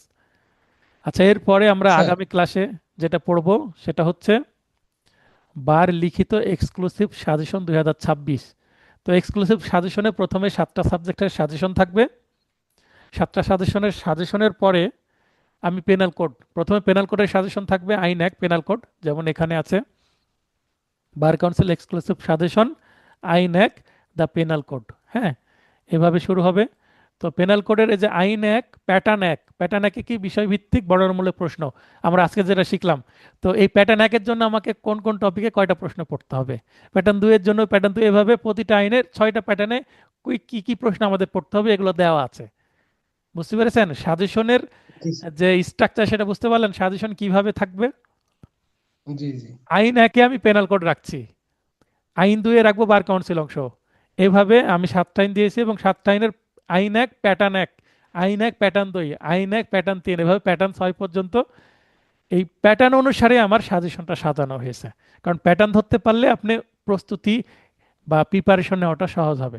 তাই আমি প্যাটার্ন ভিত্তিক সাজেশন দিব এবং আমার পুরো নোটটাকে আমি প্যাটার্ন ভিত্তিক সাজাবো। ক্লিয়ার আছে বিষয়টা? কি জি প্রশ্ন স্যার। করছিলেন বলেন। স্যার ওই মানে জেনারেলি স্যার আমাদের তাহলে এমসিকিউ আর রিটেন মিলিয়ে কয়দিন ক্লাস আছে স্যার সপ্তাহে স্যার? 2 দিন ক্লাস, 1 দিন পরীক্ষা, এমসিকিউ তাই আচ্ছা রিটেনও তাই। তাই, এভাবে চলতে থাকবে। আচ্ছা আচ্ছা। জি জি। এবং মানে 6 দিন আর কি হিসাবে। হ্যাঁ 6 দিনও হতে পারে, 5 দিনও হতে পারে পরীক্ষা, আবার জি জি কখনো একদিনে হতে পারে এরকম হতে পারে যে আমি জি। মনে করেন যে 2টা পরীক্ষা একদিনে রাখতে পারি। প্রথম দিকে ছোট ছোট পরীক্ষা নেব, লিখিতর লিখিতর পরীক্ষা কিন্তু ছোট ছোট হবে। এমসিকিউ আচ্ছা। পরীক্ষা ব্যাপক হবে, কারণ লিখিত আপনি বেশি আগাতে পারবেন না,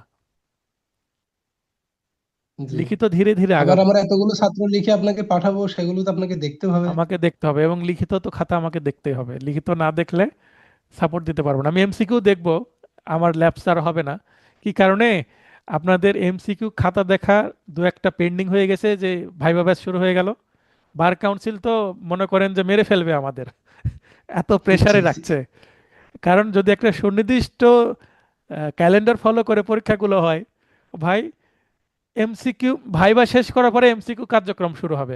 মানে একটা সময়ে এই এমসিকিউ রিটেন ভাইবা 3টা ব্যাচের আপনার প্রেসার নিব কি করে? তারপরে কোর্ট আছে, তাই না? জি জি জি। তো এই কারণে যদি ভাইবার ঝামেলাটা না থাকতো, ভাইবার নোট দিলাম দ্রুত কমপ্লিট করে, নিজের কোর্টও আছে, ফ্যামিলি আছে, সবকিছু মিলে বুঝতে তো পারছেন। তো জি এই স্যার। আর এবার আস্তে আস্তে হোক স্যার, মানে রিটেন পরীক্ষা ছোট ছোটই হোক স্যার, আমাদেরও হাতের লেখার অনেক ঘাটতি আছে, আমরা আস্তে আস্তে মেকআপ করে নিই। এবার যারা অ্যাডভোকেট হবে তাদের থেকে তো আমি লোকবল নিয়ে নিব, ম্যান পাওয়ার চলে আসবে তখন এমসিকিউ খাতা দেখার জন্য। তারা আমার এমসিকিউ খাতা দেখে দিবে, রিটেন খাতা আমি দেখবো, কিন্তু এমসিকিউ খাতা তারা দেখবে। এমসিকিউ খাতা দেখার দক্ষতার দরকার হয় না, তো রিটেন খাতা দেখতে দক্ষতার দরকার আছে, অভিজ্ঞতার দরকার আছে। জি। তো ঠিক আছে, আজকের ক্লাসটা কি খুব কঠিন হলো? কেমন হলো, কি না শিখলেন স্যার বলেন 2-1 কথায়। না স্যার, বুঝতে পারলাম স্যার যে কেমন হবে রিটেন স্যার। এবং নোটের, আমার যে নোটের প্যাটার্ন বিশ্লেষণ, হ্যাঁ বাজারে কোনো কোনো গাইডে নাই, এটা আমার গবেষণা। হ্যাঁ এত পরিশ্রম, মানে আমি কিন্তু পুরো এই একটা ক্লাস নিয়ে ফেললাম প্রায় 2 ঘন্টার মতন। এই 2 ঘন্টার ক্লাসে এখন পর্যন্ত আমি মূল আলোচনাতেই যাইনি। জি জি জি তার মানে একটা সিনেমা তৈরি করতে হলে আগে প্রি প্রোডাকশন করতে হয়, তার মানে গল্প নিয়ে গল্প লিখতে হয়, গল্পের উপরে চিত্রনাট্য তৈরি হয়, ডায়লগ তৈরি হয়, হ্যাঁ সিচুয়েশন তৈরি হয়, বাজেট কেমন হবে সে অনুসারে সিনগুলো কেমন হবে। তো এগুলো হচ্ছে প্রি প্রোডাক্ট, হ্যাঁ প্রি প্রোডাকশনের কাজ। আপনার মূল মানে মূল নোটের পড়ার ঢোকার আগে এর মধ্যে কি আছে এই নোট সম্পর্কে পরিচিতিমূলক ক্লাসই হচ্ছে এটা, এবং প্রতিটা জি নোটের স্যার। মানে প্রথমে ওই আমার আছে।